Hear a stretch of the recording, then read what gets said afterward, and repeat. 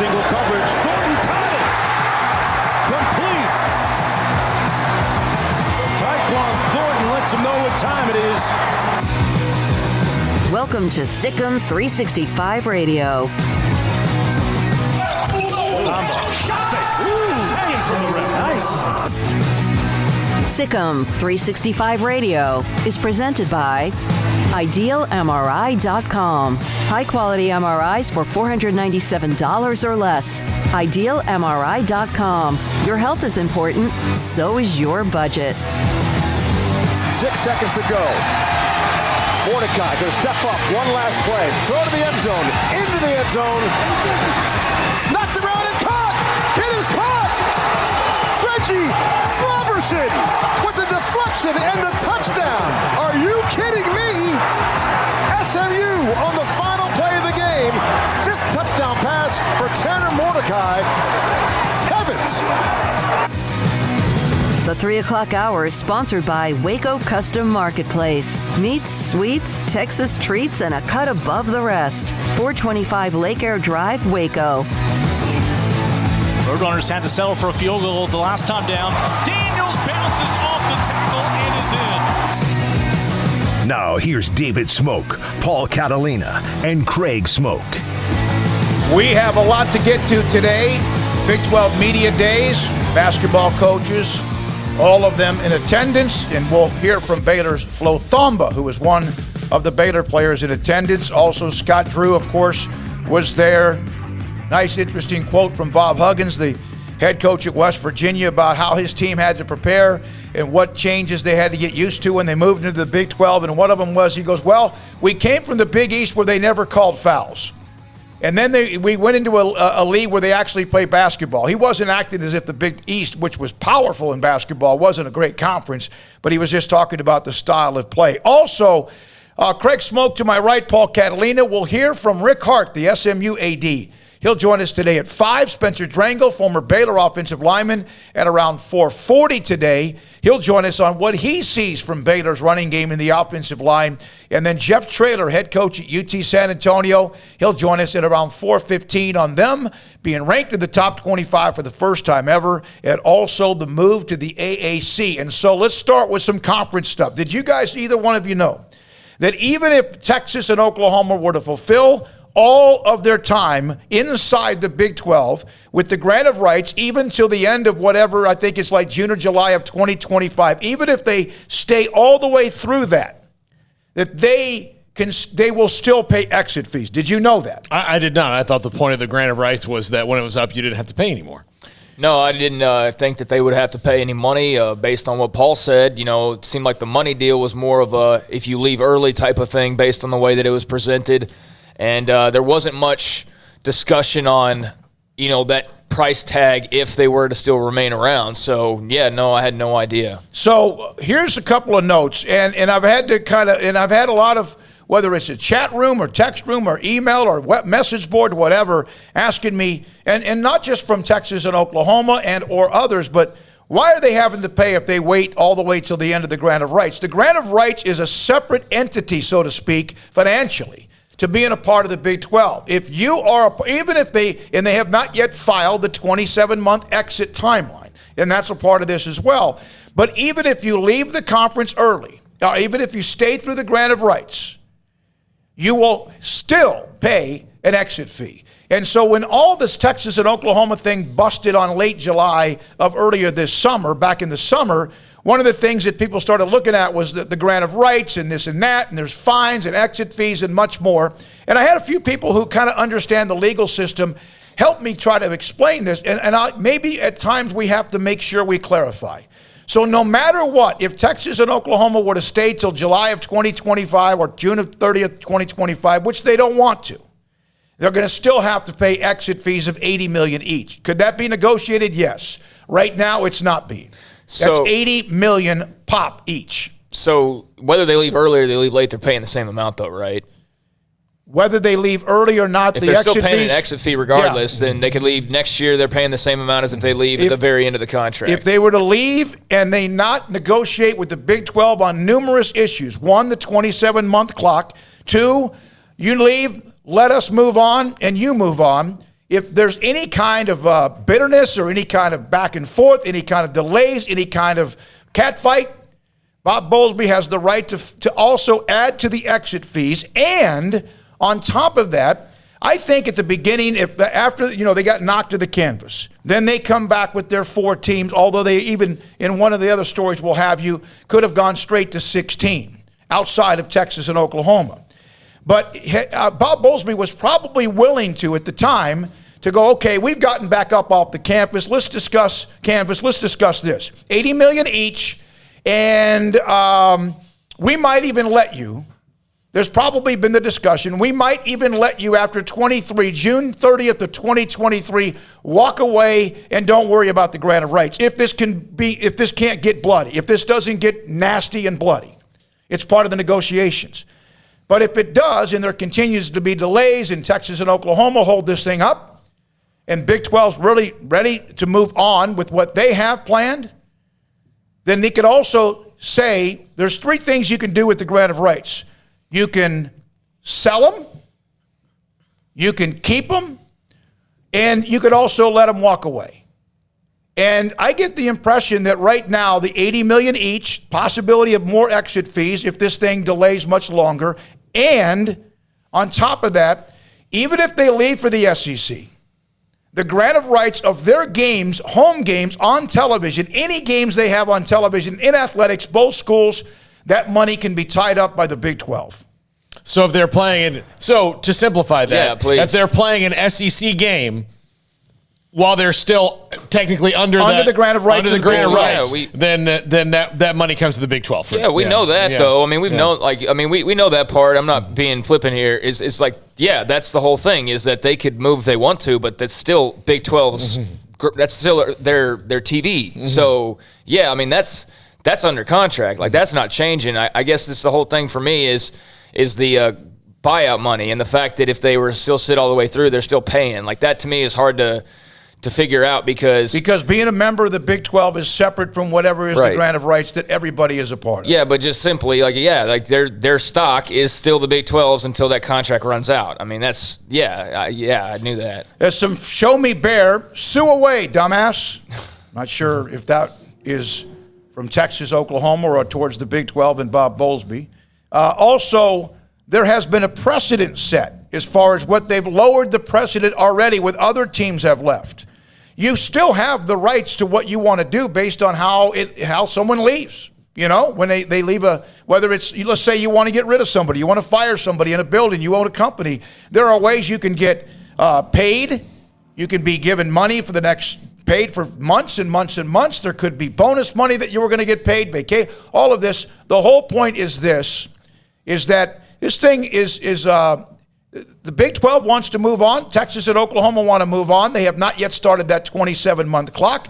But even when they leave, and if it all is amicable, they're going to have to pay the $80 million or whatever is negotiated, $80 million apiece. Well, I would recommend people read Brian Davis's column in the Austin American-Statesman, the interview with Bob Bowlsby, where he very candid, as he was with us a month ago when we had him on. But, I mean, of course, Brian Davis's beat is the Texas Longhorns, so these are more pointed questions about the Longhorns specifically. But there's quotes in here about, why they wanted to leave the Big 12, and Bob Bowlsby says that they're thinking that they're going to recruit better and they're going to get more money. Anybody that thinks Texas's football problems have been a result of league affiliation are completely delusional. I mean, that's true. Their issues are not because of the Big 12. Now, granted, they're going to make more money. Sure. It's a great business decision for them to do what they're going to do, but their football problems may not be solved by going to the SEC. I think one of the biggest falsehoods that's been perpetrated by certain fan bases is the whole we're here because we're not winning national titles because we're in the Big 12, or we're not as successful because we're in the Big 12. It had nothing to do with being in the Big 12. I don't know why that became such a narrative years ago.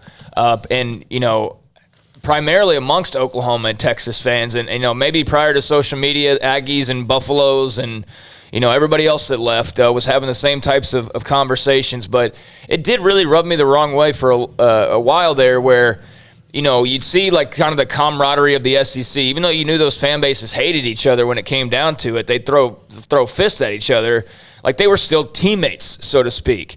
And Texas, just in general, because not all their fans were like this, but the general sentiment was like they were just so above it and so, just ready to move on to bigger and better things the entire time. And the Big 12 was so just not for them and not helping them. And I never got that. I don't know if it was like an excuse for why they weren't succeeding as much as they were wanting to or what, because I don't know what the Big 12 really could have done as an entity to hurt Texas or hurt Oklahoma or hurt any school for that matter.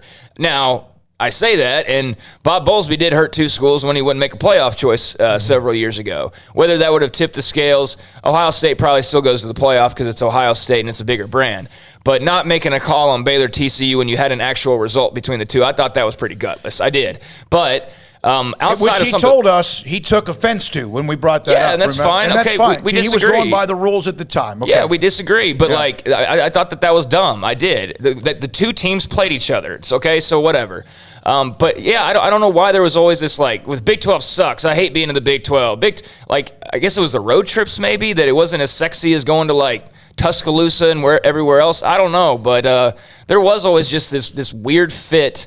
And I really don't know why that was the opinion of those who were so disenchanted with it. Because you have to blame somebody else when you aren't as good as you think you should be. Yeah, I mean, that's basically all there could have been, because there was nothing the Big 12 actively did to Oklahoma was anybody. five plays away from winning a couple of other national titles. Maybe they beat Georgia in that crazy game and win the national title the next week. I don't know. But I know it's money, too. Yeah. And I know it's also money. It's the fact that you're making 20-something versus you look over across state lines at LSU and Arkansas, and they're making 45-50. I mean, that's really what it boils down to. And that's honestly what they should say. Yeah, that's the thing. I mean, it's it's $36 million or $56 million. That's almost all of us in the world would understand that. Almost all of us. But one of the things Bob Bowlsby says, he said there's, the fans complain about the home schedule. Here comes Kansas. Well, you're in the SEC. Here comes Vanderbilt. And the road trips. Look, for every Tuscaloosa, Knoxville, which is a beautiful, huge stadium, there's a Starkville. For every LA in the Pac-12, there's a Pullman, Washington. They're college towns. They're all about the same. Is Stillwater, Oklahoma a place you'd want to go other than to go to school there or go to a ball game? No, but it doesn't try to be. If you'll remember, after they had their first breakup and people left Nebraska, Colorado, eventually A&M and Missouri, there was at the time where some teams could get more money from the grant of rights or from the television network money. And what they did that allowed the Longhorn Network to succeed is the fact that they said, okay, you can have your own extra money, your tier 3 rights, right? You can have your tier 3, and Texas did a great job. They had ESPN threw money at them. There was where some made more than others, and that's also what became a problem. And I see from one of the texts here is that one of the issues here is the two schools made the majority of the money but had to split it up with schools who can't keep up in resources. That's probably true. That's probably true, but you signed a contract that everybody got, all 10 teams got exactly 10% minus whatever everybody was also giving back as far as kind of a stipend to the Big 12. So that's one thing. I wanted to clarify that because sometimes we got lost in the shuffle with it. Here's another thing. Bob Bowlsby and the Big 12 are willing and wanting to move to the next level. They've already added 4 teams. They wanted to add maybe as many as 8 with Chapter 1 and not have 2 chapters. One of the other things they want is, listen, I think right now the Big 12 would say, you know what? Why don't you just stay for 22 and 22 seasons? Stay for the next year. And when all this went down in late July, I thought, okay, they'll be here for a year. They're done. But stay through the summer of 2023. Walk away. Start that clock. Of course, that's now less than 27 months from now. I believe that the Big 12, after being staggered, knocked in the canvas, and basically almost out, once they survive, realized, okay, we can do this. And so we want this next chapter, and you get your next chapter. But that doesn't mean you walk away free. And you can discuss all you want that there's going to be a negotiation. If Oklahoma and Texas make this ugly, not that the late July decision wasn't in the first place. They blindsided Bob Bowlsby, and some could say, well, he should have known more. Well, he didn't. So he's recovered. The Big 12 has at least done as much as they can to recover as much as they possibly can. But if this does drag out legally, bitterness, sloppy, the $80 million is going to be a drop in the bucket in how much both schools will eventually end up having to end up paying exit rights, additional penalties, and on top of that, the grant of rights even once they leave. They could even give you the 27-month and walk away, but they could still not get their grant of rights for a couple of years if this thing doesn't get moving pretty quickly. All right? A lot of you, Jeff Grimm's going, right now the Big 12's at the mercy of the other 4 conferences to keep them as a Power 5. Jeff. They don't have a vote on that, right? I think you're misunderstanding the process and the access into being a part of a Power 5. Is there a chance? Oh, I'm sure there's always a chance. But I think the Big 12 right now they have the second best non-conference record in all of college football. Again, I understand that Power 5 is more than wins and losses, national titles. It's also about revenue, et cetera, as well. Now, well, it's mostly about rulemaking is what it's mostly about. That's what it's mostly about, is having more of a say in legislation. That was the whole creation of it, and the big part of the Autonomy 5 was the bigger schools having more say in things that had to do with them and rules and things of that nature. So, I don't see this becoming of like the other 4 conferences are like, we're kicking you out of the power. Like, that doesn't work that way. As best as I know it doesn't work that way. But, I'm well over Oklahoma and Texas leaving. If it happens next year, I'm fine with that. If it happens in 2024, 2023, whatever year you want to say, I'm fine with that too. I'm not going to sulk over those 2 leaving the conference. I think the Big 12 rebounded pretty nicely. It's the one downside is I wish UCF was playing a little better this year, as of late. Yeah. But Cincinnati is obviously playing really well, so it's fun to track them. And, BYU being in Waco last weekend. And I got nothing against Oklahoma and Texas. I'm not, piss off to them and I hope they go. No, I don't care. Go win the SEC, whatever. But I'm just glad to have a conference in place and have those schools in a place where all this little sideshow, kindergarten style, little snipes here and there over the years is going to be no longer. I'm looking forward to that. The whole, this conference sucks and we better off and, all that's kind of jazz. I know that's social media in general, but hey, good luck to them.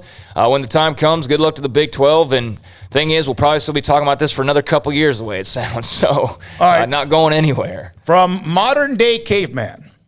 Wait and see how much the Big 12 gets on their new TV contract once Oklahoma Big Brother and Texas, well, he says little brother leave. I think usually other people think. I think it's the other way around. Either way, they're both very powerful.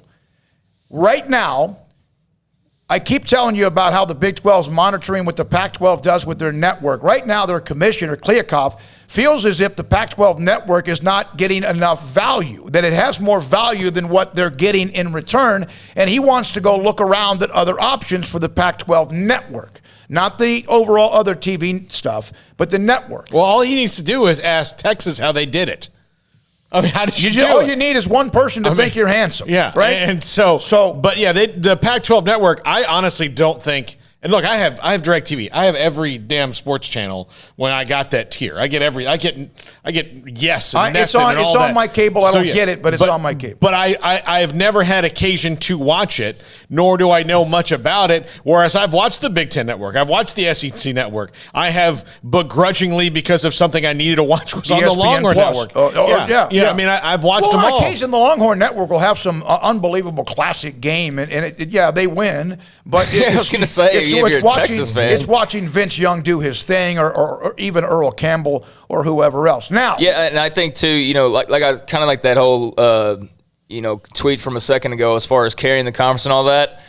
Is that going to be hard for Oklahoma and Texas fans to walk into a conference where they're not always telling everybody like how much they? I think that's a big carry question. The pail, and like the fact that they're just going to be like everybody else, and they're not going to have this forever looking down on everybody. Well, it's a great point. And Mike S., he goes, every conference has blue bloods who prop up the conference. Not sure why that was always a problem for Texas and Oklahoma. Yeah, they acted like that. They were like, why do we have to do this? The Pac-12 has theirs. The Big Ten has theirs. Michigan, Ohio State. The ACC has USC. Yeah. But, I do think it's going to be because Greg Sankey, when Texas and Oklahoma say, "Hey, we've got an idea," they'll be like, "Yes, submit it in writing, and we'll put it through our system." No, we'd like to talk about it now. That's not what we do here. Do this or there's no ors here. You don't get an or here. No. Again, remember now, even if you leave, start the clock, whatever, there is still the possibility that not a possibility, they would control the grant of rights even after you leave. There's not that's guaranteed through the contract. Yes, That's just bottom line. We don't need to explain that. That's bottom line. Their rights are tied up with the Big 12 until that Big 12 contract runs out. Yes, exactly right. That's exactly right. Now, let's get back to Chapter 1, shall we, which is official, right? Brigham Young and in Cincinnati, also University of Houston and UCF. I get the feeling that the Big 12 was ready to, and maybe been a little bit too much, but they were willing and looking at the possibility of even actually going straight to 8 in Chapter 1. But here's why they didn't do it. One, they probably tried not. It's like teams, new leagues that try to expand too quickly. We've seen leagues go defunct because of that. We're seeing it right now. We're seeing these conferences scrambling around and basically just eating each other up. So what happened is, even with some teams being on the Chapter 1 radar, let's use Boise State as an example. Let's use maybe USF as an example. Maybe even SMU that wasn't quite so sure. We're going to have their AD Rick Hart on today at 5. And let's say Memphis wasn't. We've talked about Memphis a lot. And a lot of Memphis fans, we've tried to explain this to you. This is not just about the Liberty Bowl. So they're ready to move on.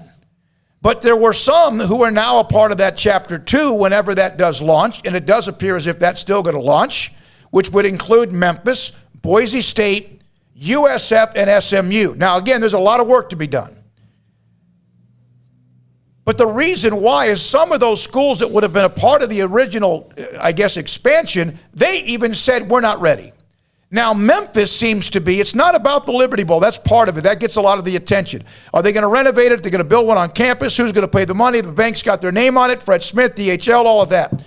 One of the things about Memphis, we've heard the president's outgoing, doesn't want to do too much. The incoming president may not be announced till the end of the year. We've been through that. Yeah. But we've also been through this, and I want to make sure you understand this, is that there's still kind of a feeling from the Big 12 that Memphis that Memphis is not all that maybe gung-ho. No one's talking. Now, I've heard from you that you've said, well, they got rejected in Chapter 1. Did they? Do you know that Memphis was rejected, or did Memphis tell the Big 12, we're not ready, and the Big 12 then said, well, we've got enough here, we got to move on to Chapter 1? So we've heard about, well, they were rejected in 16. Everybody, man, we know that story. But earlier this summer or in September when the Big 12 announced their expansion, Memphis could have absolutely been a part of that. But they just quite kind of maybe tied things up a little bit. And so the Big 12 wanted 4. They ended up with 4. They're thrilled with who they have with UCF and Houston, Cincinnati, and also Brigham Young. So point being what? That Memphis could have gotten in originally but wasn't ready, and now what? And now they are still waiting, and I think Memphis is going to be a part of Chapter 2, but they still, it's like, I hear this, well, we were rejected from Memphis fans. I think it may have been the other way around. I think Memphis may have stiff-armed the Big 12. They weren't ready to move, and that's okay. If you're not ready, don't do it. That's fine. Boise State needed things to do. USF wanted to get some things done. That's fine. And so it wasn't so much that this year Memphis was rejected as much as Memphis just wasn't ready to sign something as in good faith and move on. So the Big 12 had their group of 8. They picked the ones who are ready right now. And those who are ready right now are the ones who are part of Chapter 1. And I would say the difference between the ones who are ready right now and people like Memphis is probably, there's, like you said, there's some internal things going on there. Some of them, it was more a long-term plan. They didn't see it happening as fast, like none of us did. So, but UCF... Some of us thought that this Chapter 1, if there even was going to be one, if there was even going to be a conference, may not happen until November, remember? But yeah, it happens fast. But the reason the schools are in that are in, UCF, Houston, Cincinnati, and BYU, is for the better part of a decade, those schools have been trying to actively set up so that if it ever happened at a moment's notice, like the bat phone rings and they just slide down the pole and they're in the suit. I mean, that's essentially what they did. I mean, they were ready to go from the beginning because that's what they've been doing for a while, as where schools like Boise State, Memphis, others all have it in their plan, but they haven't been doing that for so long because it wasn't as immediate to them. Well, you had an outgoing president. That might delay some things. And then, people want to talk again about the Liberty Bowl. There are many people, plenty of people. Fred Smith, they're ready to go, let's go. But if you're the commissioner of the Big 12 and you're ready to launch Chapter 1 and there's a few people that say, hey, we're not ready, and there's maybe one others or two that are like, well, we're just not ready to sign. You're ready to go. Let's go. The boat, the dock, you got to leave the dock. You got to get on the cruise ship, right? And so that's one of the things that I wanted to explain a little bit more. And we'll ask Rick Hart whatever he can actually talk about with SMU and possibly Chapter 2. I get the feeling Rick Hart, I may be wrong, and the president, SMU, I would think athletics in a lot of ways are ready to move on and be a part of the Chapter 2. But are the donors and the boosters and others ready to do that? They might kind of like what they are right now. Mm-hmm. And there's a scar. We know what the scar is at SMU. I don't even think about that anymore when I think about SMU. When I think about SMU, I think about Tanner Mordecai, Sonny Dykes, and the fact they're unbeaten, and eventually they're going to play Cincinnati. All right? A lot of you on the chat room, thank you very much. And for anyone that's taking this as one side trying to beat up the other side, no, that's not it. It's part of negotiations, but that's right now the background of the Big 12. Now, Armstrong, do you have the quote from Bob Bowlsby today? It's a very short quote today from Bob Bowlsby at Big 12 Media Days. When he was asked about, he goes, listen, is there a scenario you see the two teams, programs that are leave sooner than 2023? And this is just a legal comment. I certainly would make the assumption that they would try and leave earlier than that. We have agreements in terms of our rights, notice provisions in our bylaws, that's the exit fees and penalties, and we expect to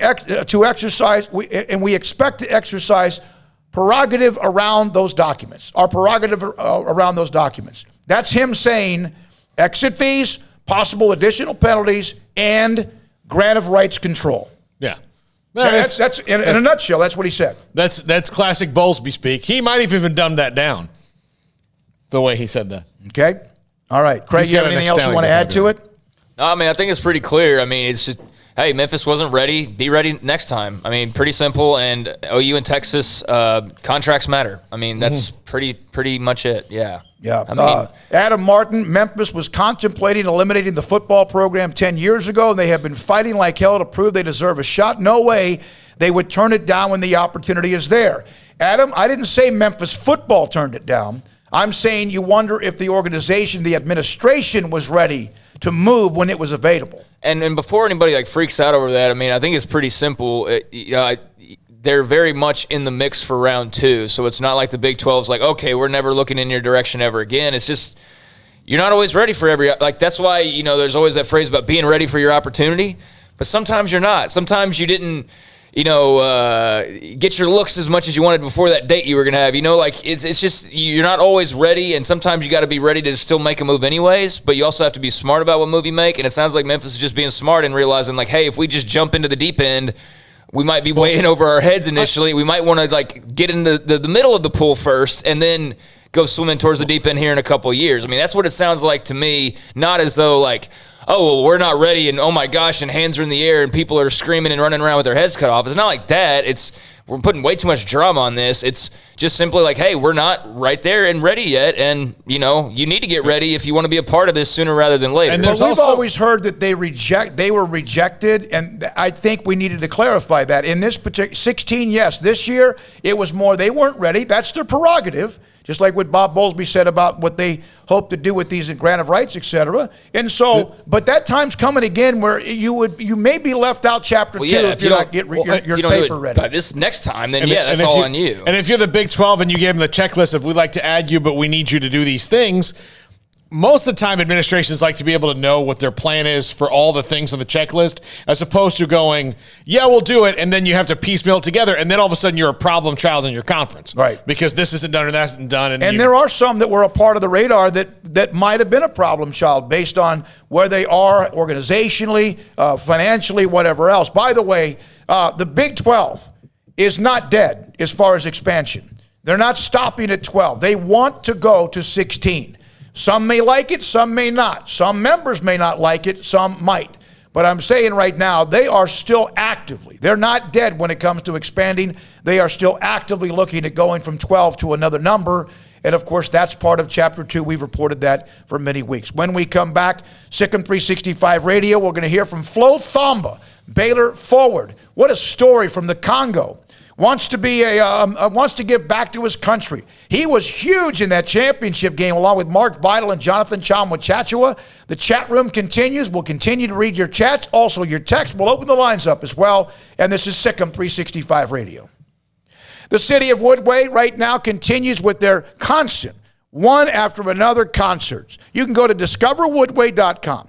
Discoverwoodway.com has a list of all the upcoming concerts that they have. They just had their Oktoberfest, and there's much more to come. There's going to be Halloween's a week from Saturday, October the 30th. They're going to have a Halloween event, Cops and Kids Halloween drive-thru. You can go to discoverwoodway.com for that information. November 12th, there's a Veterans Breakfast. The next concert, there's one actually coming up November 17th. Concerts at the Arboretum is a beautiful facility with Jake Hoot and Sundance Head. Also, sports clinics continue through the rest of this month. Sand volleyball and also flag football. Those are some of the featured events. And on top of that, hotels not far away, 10, 12 minutes away from downtown Waco, the Silos, Magnolia, Balcones, the Farrell Center, or even McLean Stadium. Or if you just want to enjoy the beauty with hikes and trails and bikes and trails that they have as well in the city, just off the lake as well of Lake Waco. It's discoverwoodway.com.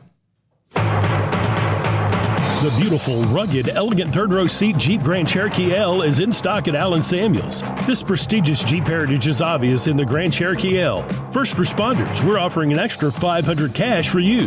The 2021 Jeep Grand Cherokee Laredo or Limited has total values of $3,500 or 0% for 72 months going on now. Jeep Adventure Days at Allen Samuels, located at 201 West Loop 340 in Waco. Come by. Let's be friends.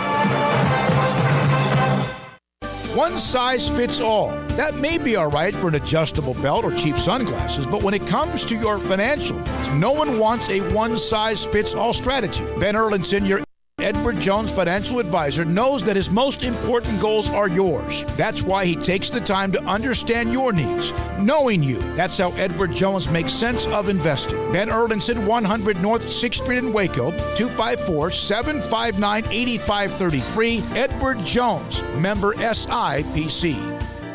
Hey guys, sports betting season is in full force with football season entrenched and the NBA and NHL underway and the Major League Baseball playoffs. You need a sports book with integrity and longevity like BetUS.com. BetUS has been pioneers in the sportsbook industry for almost 3 decades, thriving and paying their loyal customer base. That's BetUS.com, and they have loads of bonuses like ours at BetUS.com. 125% bonus on promo code SICKM125 or a 200% bonus if you use crypto on promo code SICKM200. BetUS, known as America's favorite sportsbook. NFL, college football, MLB, UFC, PGA Golf, they've got it all at BetUS.com. So go to BetUS.com today and use promo code SICK'EM125 or SICK'EM200. That's BetUS.com, promo code SICK'EM125 or SICK'EM200. You know what would make this moment better? Pizza. Dough made from scratch and an Italian family sauce recipe pizza. 3 fresh signature cheeses making a melty blanket of perfect pizza. Bob Mock has owned Marco's Pizza franchises since 2013 and has been delivering pizza since 2001 and is the proud owner of 4 locations in the Waco area, in Belmead, China Spring, Woodway, and soon to be open in Robinson. Order at marcos.com to make any moment better. Marco's. Pizza lovers get it.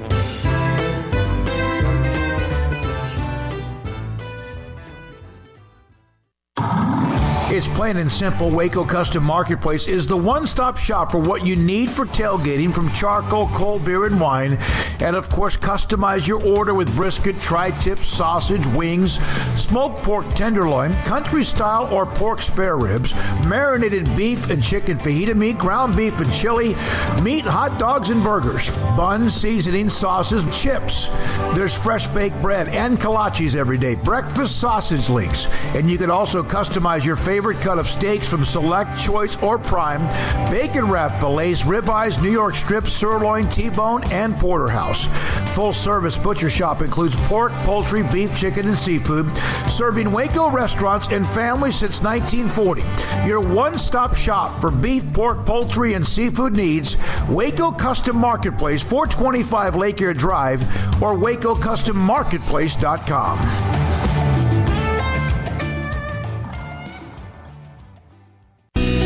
Let Camille Johnson Realtors guide you seamlessly through the process of buying your dream home or selling your current one. Commercial, farm and ranch, or residential, Camille Johnson Realtors can smoothly and successfully lead you through any transaction. With a team of 28 experienced agents who are excited about serving you, Camille Johnson Realtors services the entire greater Waco area. If you're in the market to buy or sell, contact Camille Johnson Realtors, 104 Midway Center in Woodway, or find them online at www.CamilleJohnson.com. Camille Johnson Realtors, elegant, charming, warm. Welcome home. Welcome back to Sikkim 365 Radio.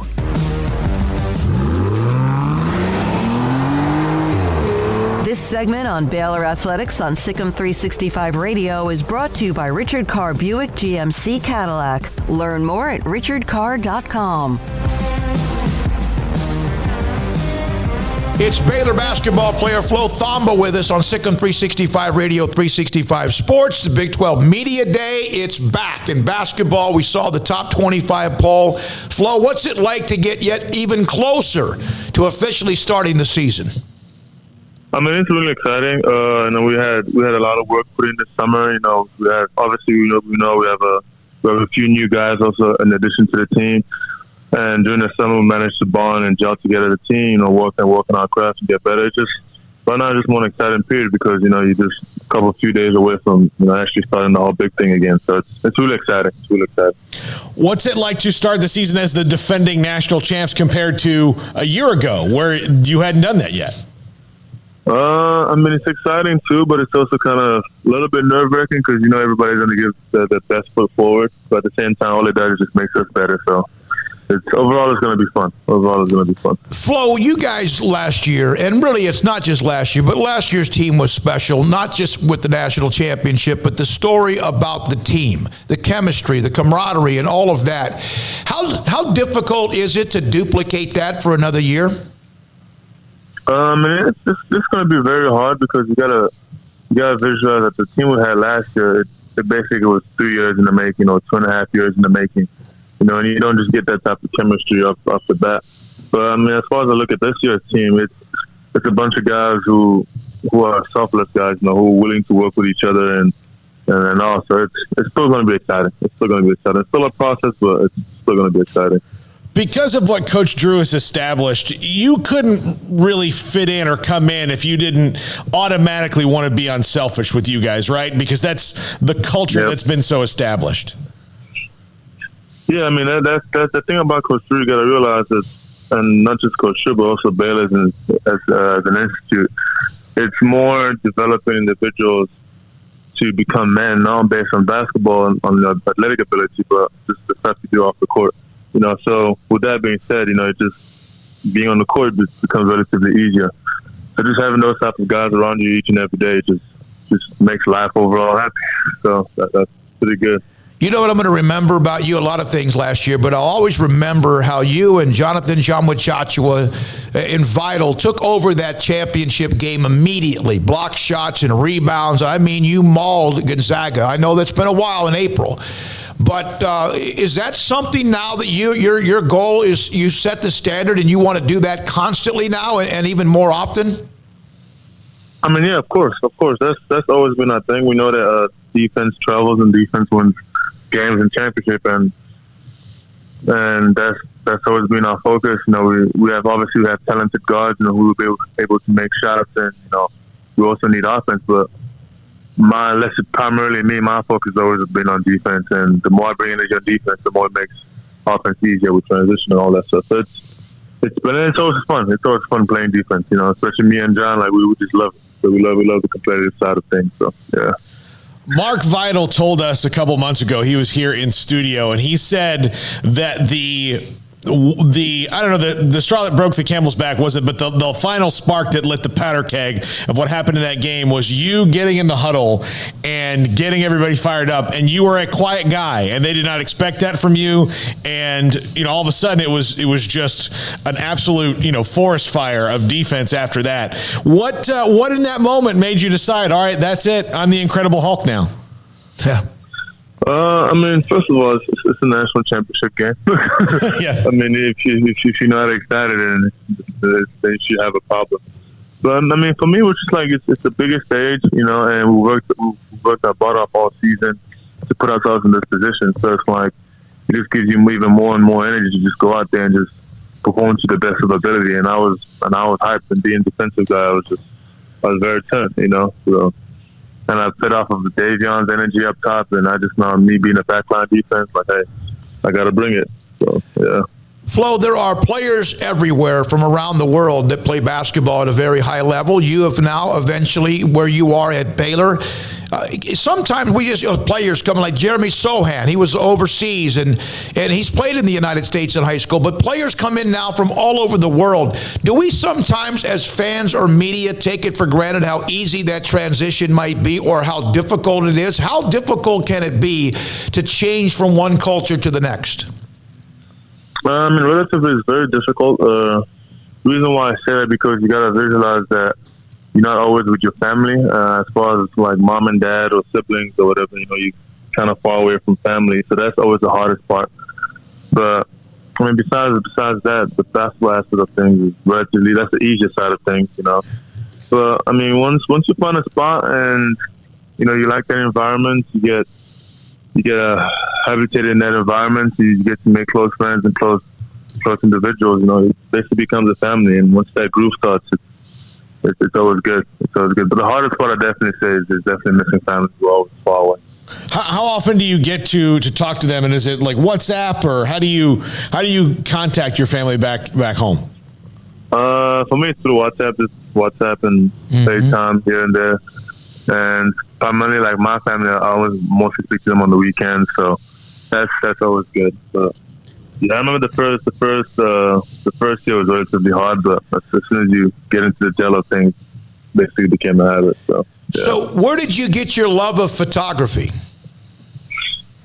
Well, it started, I would say, my sophomore year, because the reason why is because I was playing basketball so much, and I couldn't play any other sport. I would like to go to the golf range or play other sports, play tag and stuff, but I couldn't do that because I don't want to risk my basketball situation. So I felt like I should pick up a more settled type of thing, and photography came to mind, and it basically worked out, and apparently I got good at it.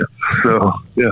I've heard and been told that you now take pictures as players arrive inside either the Ferrell Center or maybe on the road, kind of like you see pictures of players showing up in an NBA arena. They're all dressed up. Is that something that now you do a lot more, or how did that start, and is it something that the players love? Well, it basically started more like last season, because a lot of the pictures we as players usually have are the ones like on the court or, that you're practicing, but like off the court type of stuff, we never really have those type of pictures.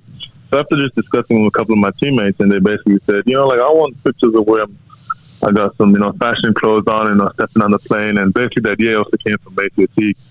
So I was like, you know what, man, I got you. I'm gonna get you right. I'm gonna get you right. And ever since then, it basically just started off. Did I hear you say that you're a golfer?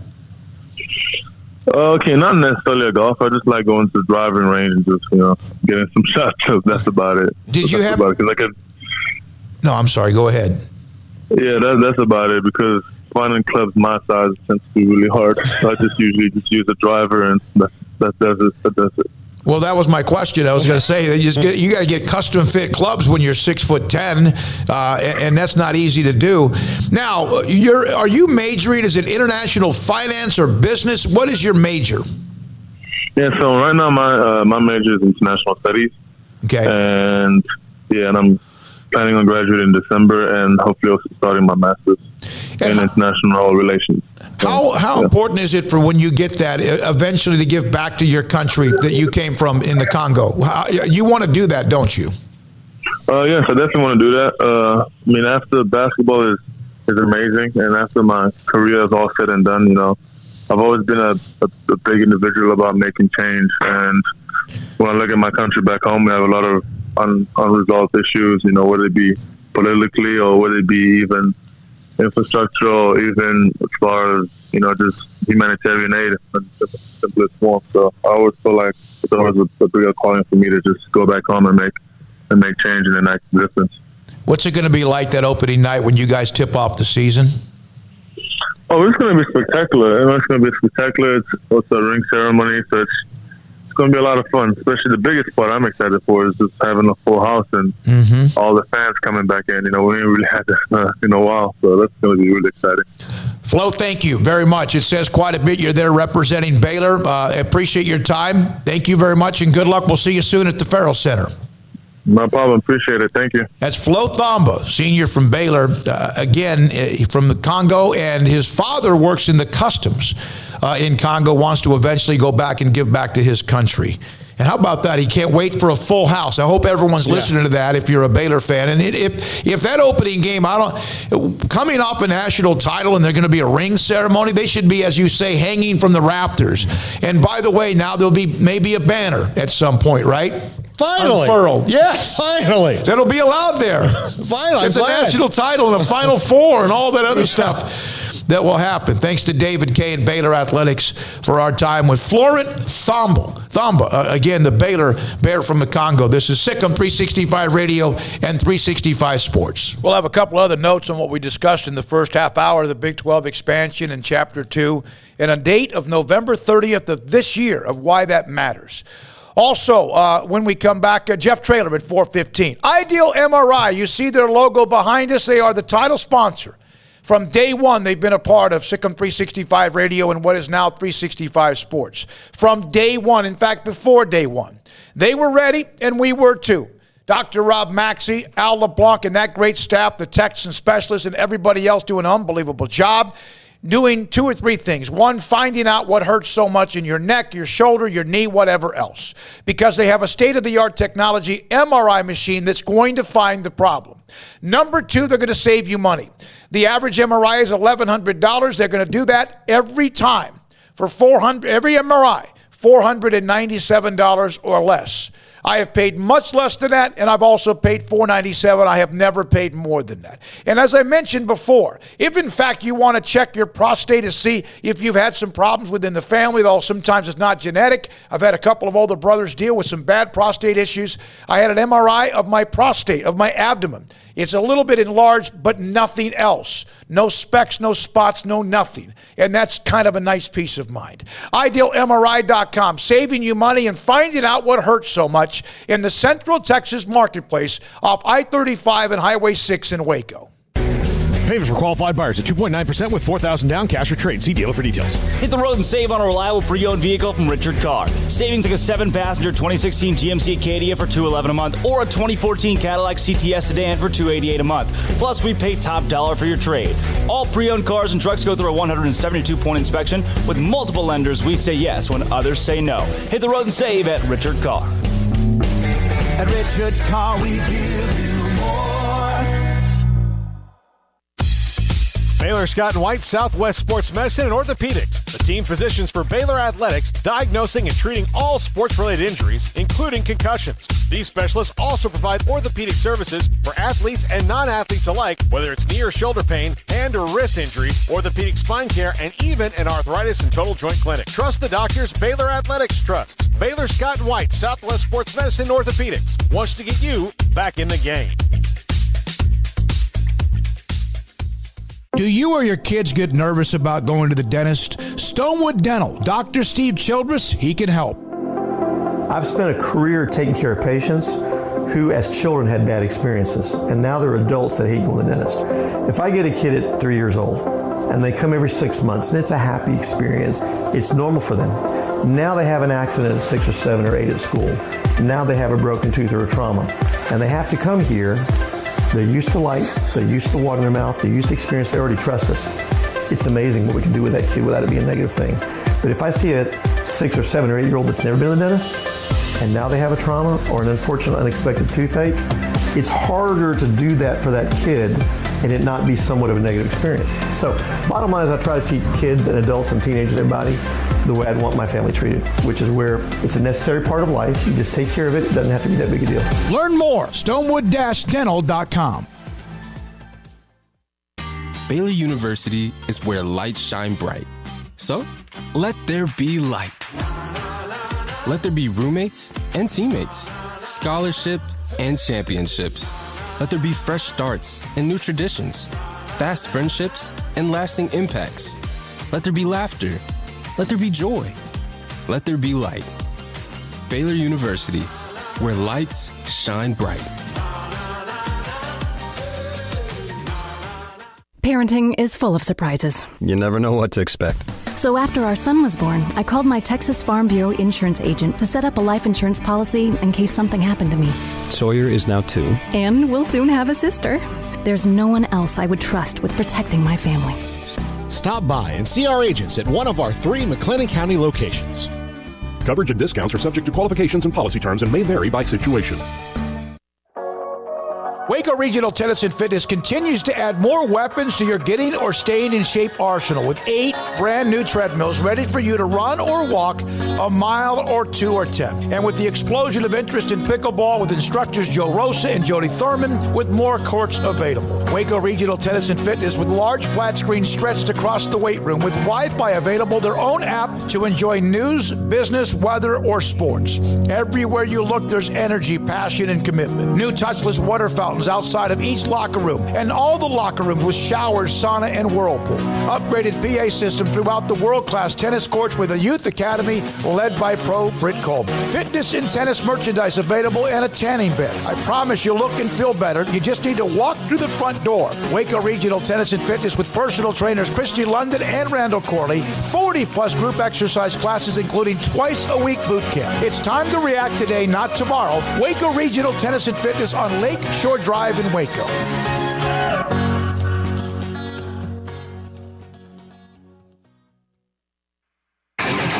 Welcome back to Sikkim 365 Radio. Call us on the BetUS hotline, 254-339-1122. Here we go. Armstrong Sims runs the mothership at 101 Elm, right on the corner of MLK and Elm. Jack McKenzie is here. Paul Craig, I'm David Smoak. Sikkim 365 Radio, 365 Sports, and a lot to get to. A couple other notes on what we discussed the first segment, a long segment about expansion, the Big 12, and granted rights and exit fees and penalties to try to clarify, and also Chapter 1 or Chapter 1.5, Chapter 2. One of the key dates this year for those who want to be a part of Chapter 2 in the Big 12 is a 27-month calendar, right? Even Texas and Oklahoma at some point will have to use that calendar whenever they do. And that's kind of why we discussed that in the first segment. But if, for example, you're a part of a conference and you need to give a 27-month exit, the Big 12 wants to be a part of a Chapter 2 by the summer of 2024. So if you're going to do that, and you do the math, the end of November of this year, you need to be able to start your 27-month clock, or you could have additional penalties. Same thing that we've talked about with Oklahoma and Texas. Also, somebody asked the chat room, they asked in the text line, how come they want to go to 16? One of the ways the Big 12, and it's a legitimate question. That's a great question. One of the things that the Big 12 has to have, not only if they have their original contract right now that's active with ESPN, the TV network, if they extend it with as it is now, if there's 12 teams, you're still going to end up about the same each school of what you're getting now, if they can get that done. And I think that there's a good chance they do. You go to 16, yeah, there's going to be a drop. But one of the things you have, live content. The more teams, the more live content. And we're not just talking football. Men's, women's basketball, everything. And that's one of the things that they're banking on. With 16 teams, they will have dozens upon dozens upon dozens of extra live content. And I'm sure that there will be a response to like, well, who cares about, soccer or, all these other, it's only football and basketball that make the money. Yeah, but content is content. That's exactly right. It doesn't matter. Like, it's offerings. It's more offerings. And in the world we live in today, there's the whole phrase of content is king. And you see, like, not everything's necessarily quality, but it's like just more, Yeah. So it's always about just more offerings and more content. And so, yeah, that makes sense. So I had a company reach out to me when we were unemployed about writing articles about the Cowboys, and I was like, "Yeah, sure. What do you need? What do you want?" It was a job offer, and I think maybe I did not get this job because my question was, they said, "Well, we'd like you to do 35 articles on the Cowboys a week," and I was like, what? Yeah, that's a lot. I said, that's a lot. I said, that most of the years on January 1st, they're done playing. Yeah. I mean, they're done. And so I can write about the draft and all that stuff, but I don't know about 35 times a week, and even the Cowboys had a lot, but it's because the company's mission is absolute just filling up content all the time. So, and if you go to the websites that they are, sometimes they have some really interesting stuff about like, here's some good targets to the Cowboys in the draft. And then other times it's, here's 10 reasons the Cowboys released the 53rd guy on the roster. And you're like, well, I mean, they had 6 defensive ends. They needed an extra tackle, so they cut this guy. I mean, 254-339-1122. Lines are open until about 4:15 or so. Jeff Traylor will join us at 4:15.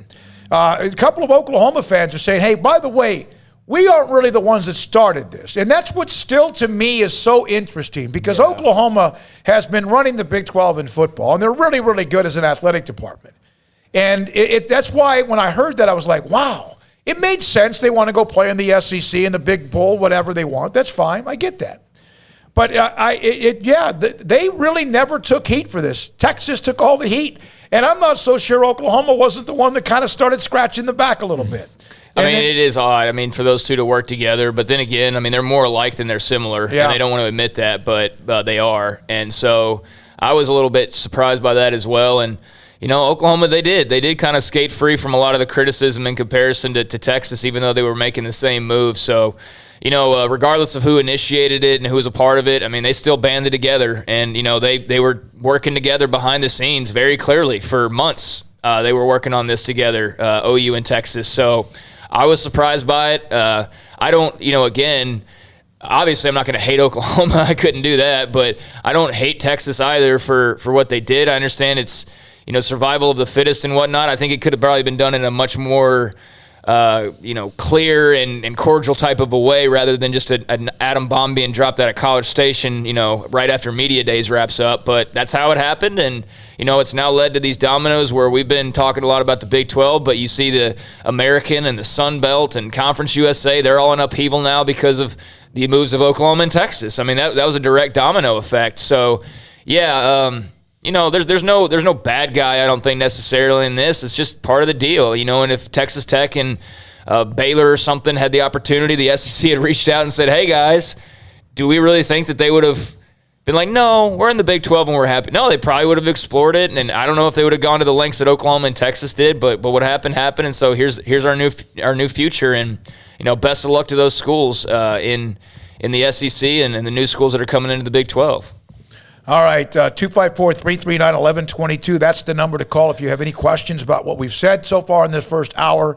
And then the AAC, they have found their next group. And that's one of the reasons we have Jeff Traylor on, because of the fact they're one of those who will be a part of the AAC soon. And on top of that, ranked in the top 25 for the first time ever. From the 813, I'm a USF fan here. Hopefully, we get a Big 12 invite in the next few years. I have a question. Do you see the Big 12 signing a new TV deal with CBS since they're losing the SEC in a few years?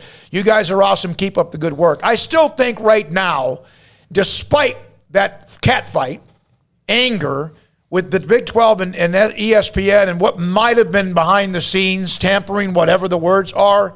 Tortious interference. I still think right now that they're talking more to ESPN than anybody else at this time. I would, and I think ESPN almost needs that because they need all this kind of settled down too. I would point you to Bob Bowlsby quote from the day he spoke in front of the Texas Senate, which when they asked him to go into detail, he said, both parties have agreed to table that discussion as it does not benefit either of us at this time, meaning that it doesn't benefit the Big 12 to get in a pissing match with ESPN about this when ESPN might be somebody they need down the road. They should work it out between themselves and not in the court of public opinion. And ESPN also needs this to go away too. Yeah, ESPN doesn't also need to this to come to light. Right. Not even ESPN, the Disney Corporation. Yeah, just to text all of it. It could be one text, a phone call, an email. Who knows? I am curious, though. There were there have been a lot of discussions about what the CBS network eventually does, and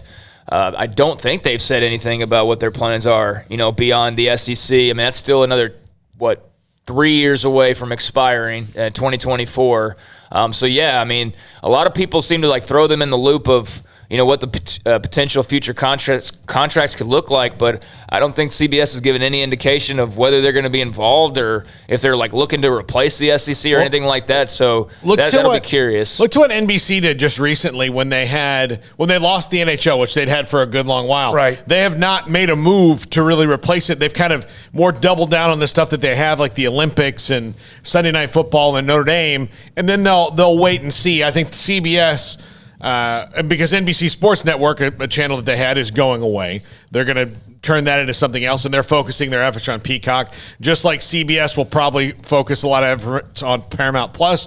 And so what that means in the streaming world, still to be determined, because Paramount Plus, Peacock, Netflix, Amazon Prime, Apple TV all have potential to get into this world and muddy the water, not to muddy the water or expand the fishing, so to speak, and we'll see what that means down the line. Yeah, we will, and it'll be very interesting because there's only so many subscriptions a lot of people are going to be able to pay. Mm-hmm. So, dependent, and we're getting way down the line. But I'm just curious if CBS is looking to, when the time comes, actually replace that with something, or if, it's going to be more of we're just looking around various streaming channels to find games and certain conferences, but it's all fascinating stuff. From Scotty B, if you had to name teams who can beat Georgia in football this year, right now, across the nation, who would those be? The right Cowboys?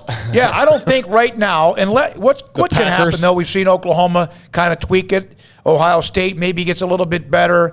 Maybe Alabama gets a little bit better. And Georgia has to make sure that they don't have any significant injuries, but they're so deep. But talent for talent, man-to-man talent, it might take Georgia having an off night. They're not unbeatable. Nobody is unbeatable.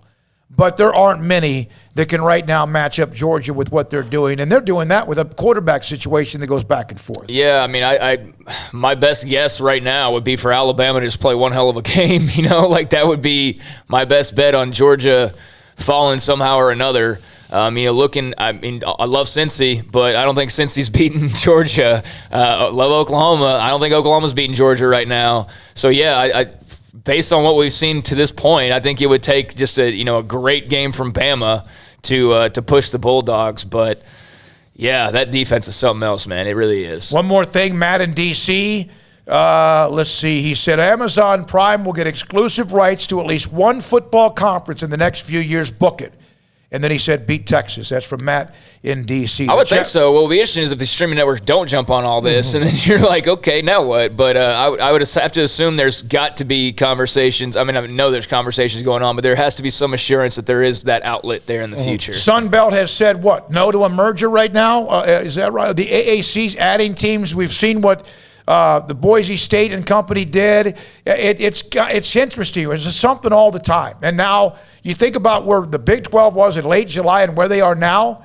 And that doesn't mean they don't have work to do. They have a lot of work to do, but it's amazing. It's almost as if Bob Bowlsby has become the Undertaker. When we come back, well, more of this in the 4 o'clock hour. Jeff Traylor at 4:15. Former Baylor offensive lineman Spencer Drango at 4:40 on this Baylor running game and offensive line improvement. Sikkim 365 Radio. Petty Clinic, lowt.com. How can Dr. Kent Petty help you out? As you grow older, your testosterone levels can drop. Not everybody. 1 out of every 3 men have symptomatic issues of low testosterone that could be as much as affecting your sleep habits. It could be as much as your sex drive, and also even your focus and your energy. It happens. It's father time. It's part of what happens. So, Dr. Kent Petty can help you out. Here's how he can. Go online, pettycliniclowt.com, top left-hand corner, email and phone number. Contact them. Tell them I sent you. Say, Smokey sent me. And maybe you've suffered from some of those symptoms. Maybe as you get older, you don't feel the same in many ways or in just a certain way. He can then get you set up to get your blood work. He'll look at the lab results, and if your testosterone levels are low, he can put you in a program to increase your testosterone levels so you can become the high-performance man that you want to be, need to be, and perhaps if you, as you get older, maybe you once were at some point. It's pettycliniclowt.com. At long last, it's time for some college football. Bird Collision Ford proudly supports the Baylor Bears as they take the field this season. Hi, I'm Mark Stewart with Bird Collision Ford. We have some great vehicles available this season as well, so come check out our winning lineup of new Fords. Let's cheer the Bears on to victory and celebrate by buying a new or pre-owned car, truck, or SUV. Visit us anytime at bkford.com. Buying made simple at BK Ford. Sick 'em Bears. Boots add protection. Good boots help you climb better and move forward faster. And when your son or daughter steps into the boots of a U.S. Army officer, they also learn how to lead. In these boots, they'll gain more confidence with expert training in one of more than 150 occupational specialties. In these boots, they'll stand a little taller and lead a team with diverse backgrounds and areas of expertise to successfully accomplish whatever challenge comes next. In these boots, they'll earn respect with valuable experience from day one that will give them solid footing for success into the future. Highly qualified candidates who earn a spot on our team can receive comprehensive health care coverage, college tuition assistance, and a bonus of up to $40,000. See all the things your son or daughter can achieve in our boots at GoArmy.com. U.S. Army Waco Recruiting Company, 254-598-8131 or 254-776-1543.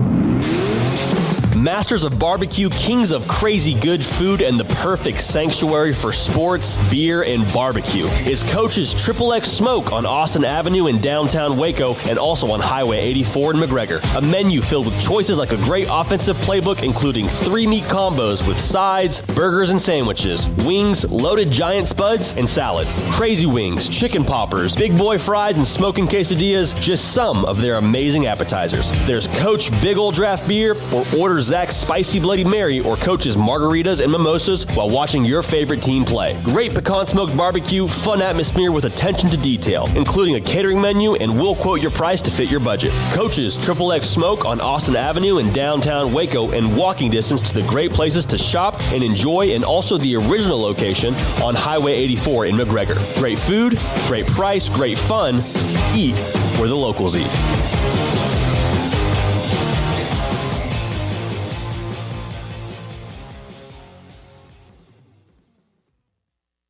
The thing about having a naked truck is that you get exposed for the equipment you don't have. Take, for example, your rear end. If you don't have anything back there, you're exposed about what you don't have, and that's a life. However, if you cover that rear end with a hitch, you're telling the world, hey, I got a little junk in my bed, and I'm ready to pull something. A camper, RV, boat, trailer, jet skis, heck, even a bike rack.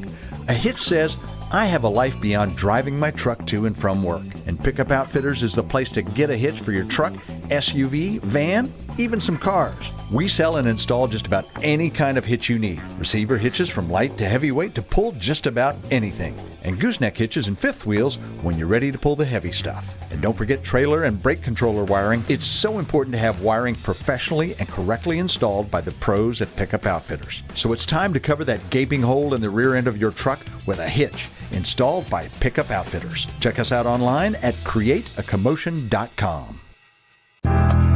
Riverbend Liquor and Wine, Lakeshore Drive at North 19th Street in Waco, is a hidden gem. They've got a great selection of spirits, wine, and the most extensive selection of craft beer in Waco in their gorgeous walk-in fridge. And they have an amazing array of high-end bourbons like Pinhook, Weller, Buffalo Trace, Brush Creek, Hotel, Garrison Brothers, Thomas S. Moore, Hooten Young, and Bardstown. Great customer service and a convenient and speedy drive-through window. Riverbend Liquor and Wine. Find out more on Facebook and Instagram.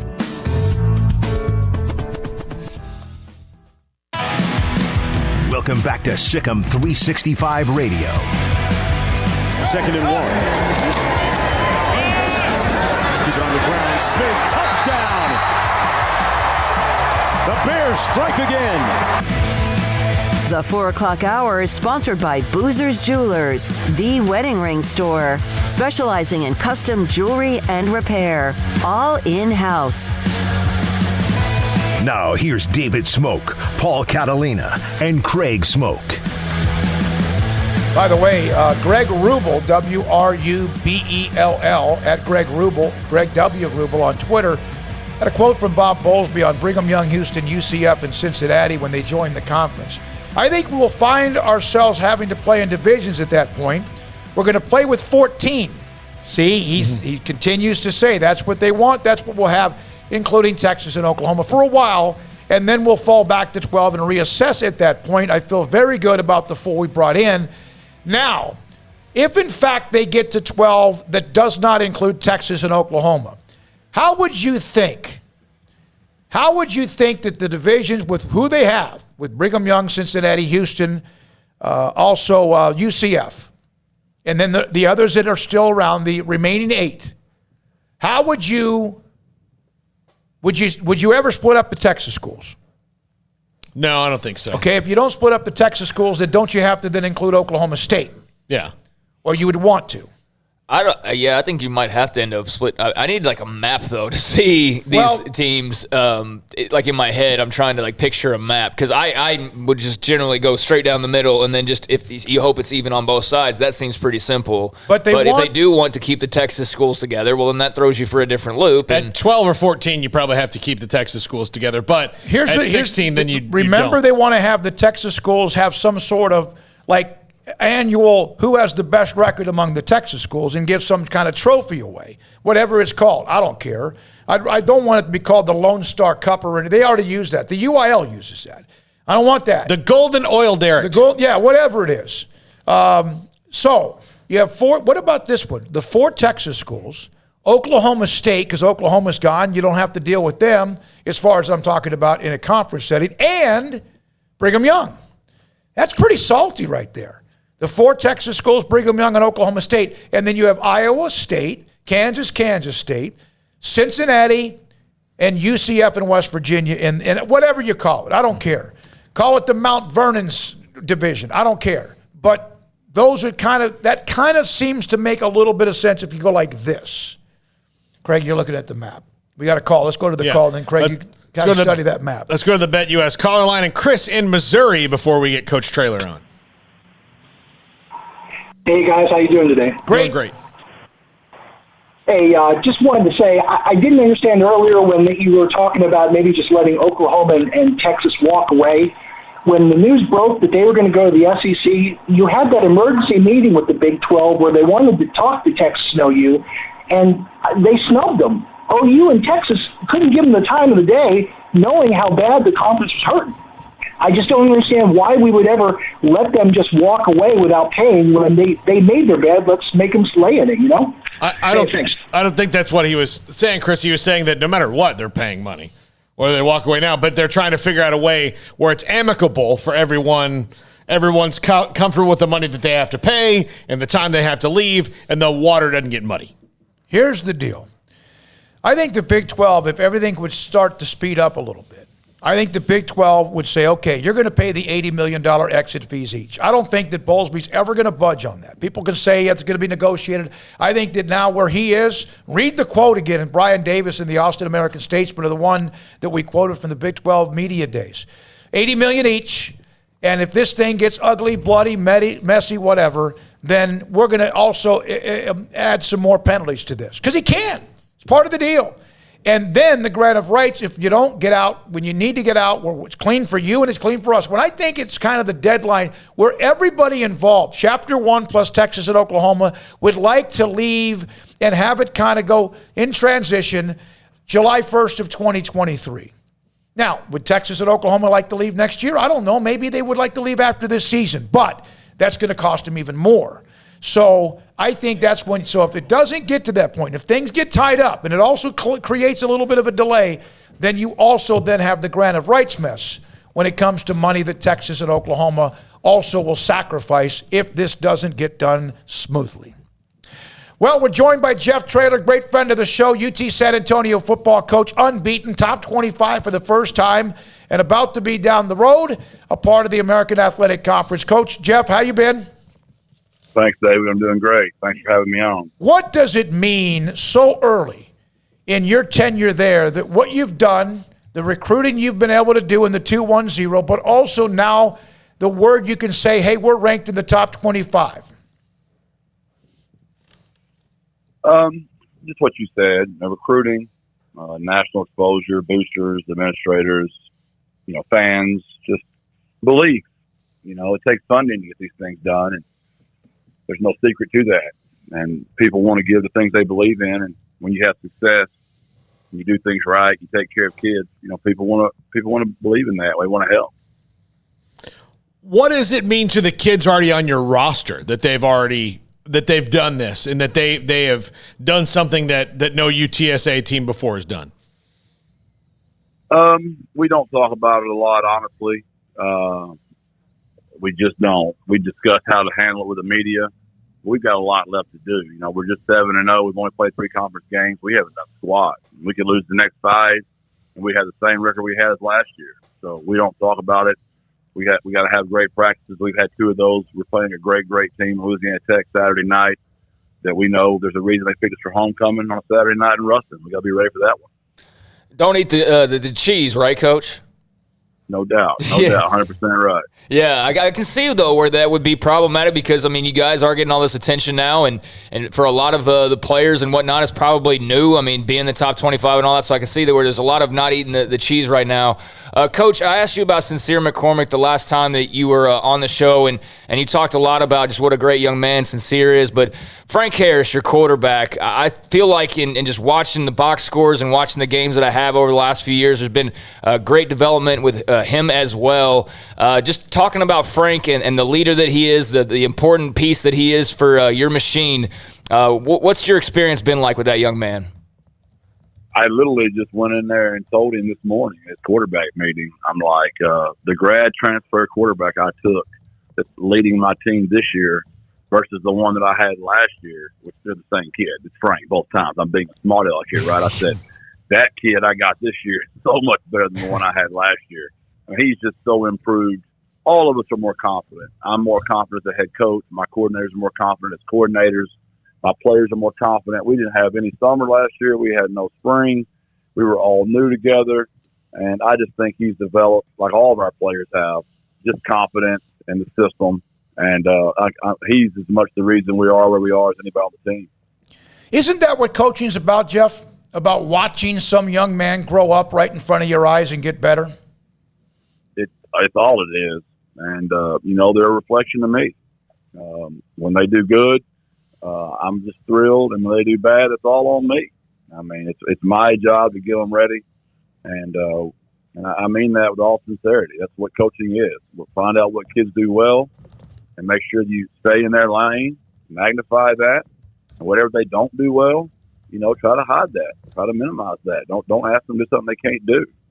And I was young at one time, David, and I'd get to blaming kids. You know why? Because I wasn't secure enough in myself, so I blamed them. But as I got older, I realized that's all me, and he's just been really, really good for me. And I'm so thrilled for him because he knows what his limitations were, and he went to work on that, David, and he fixed all that. And I'm just so thrilled. He's such a great human. I mean, he's the first one on the field, and we get taped at 5:20 here. He's the first one, AM that is now. He's the last one to leave. Every time he sits on the field, he prays. Every time he comes off the field, he prays. On Saturday mornings at the hotel, I'll go in and get me a workout in the morning before the game, obviously.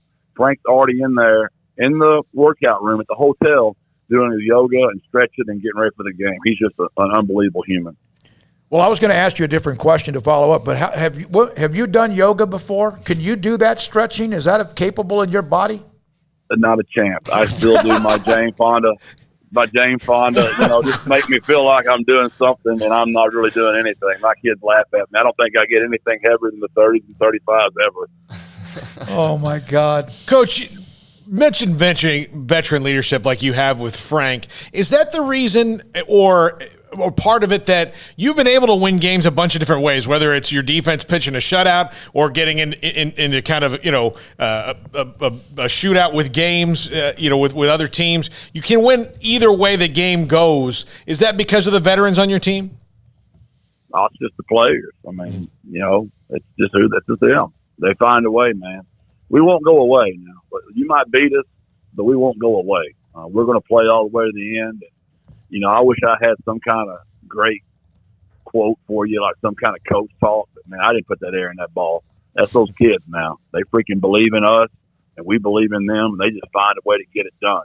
And we don't count how we do it. We just count if we do it.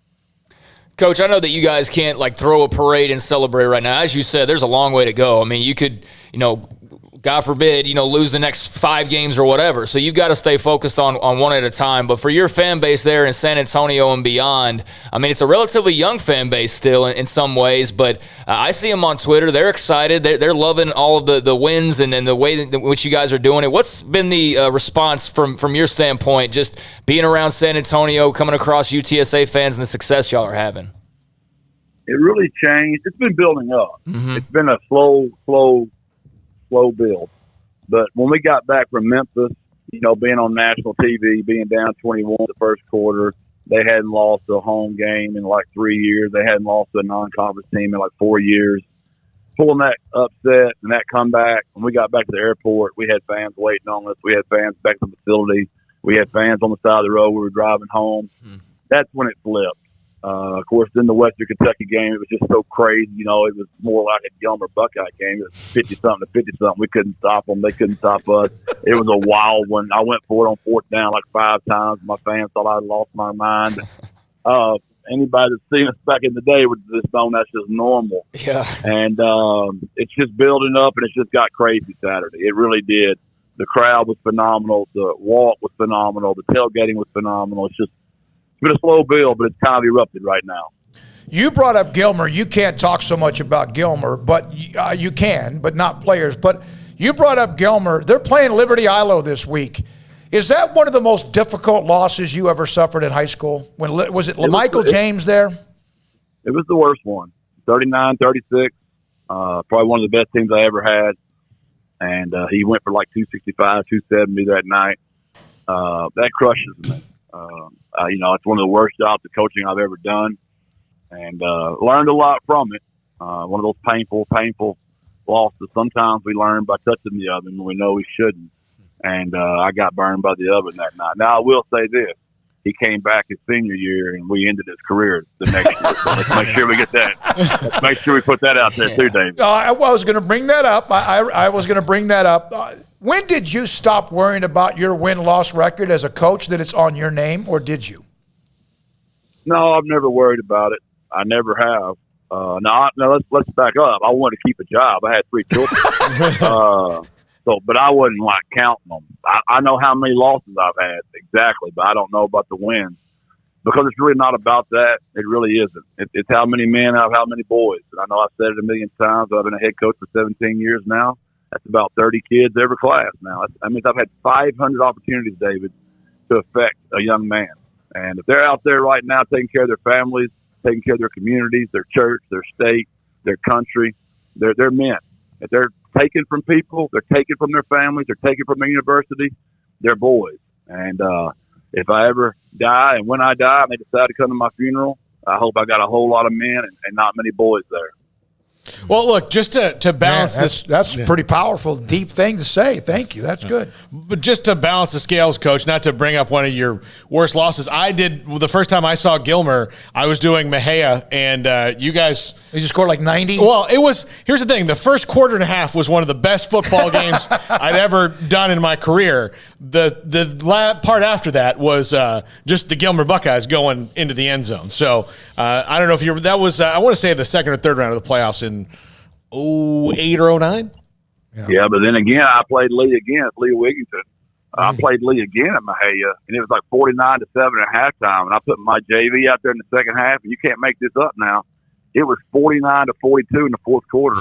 I had to put my starters back out there, and Mejia had the ball, and Lee was going to beat me and tie me up in the fourth quarter, and it's the only time we stopped them. So all those people used to get on me about running that score up. When you blow a 49-7 lead, you don't care about running those score up anymore. You just want to get home. Is that you're kidding? You really did that? No, I remember that one too.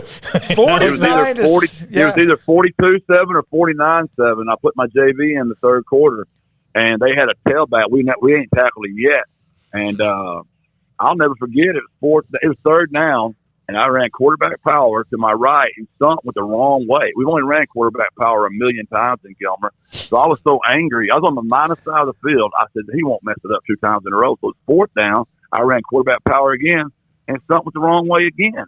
And they got the ball on my side of the field, and my defense stopped him for the first time that night. I hope Stump's not listening, because I still love Stump. He won me a state championship, obviously. But, man, he almost got me in trouble that night. Was that Doug Gentry, the running back, who went on to play at Purdue? Yes, it sure was. Mm-hmm. It sure was. He's a heck of a player, man. Yeah, he ran like Dickerson. He had just straight up and down. Yeah, he did. Imagine him running against the JV defense. That was real smart. Jeff Traylor, head coach at UT San Antonio.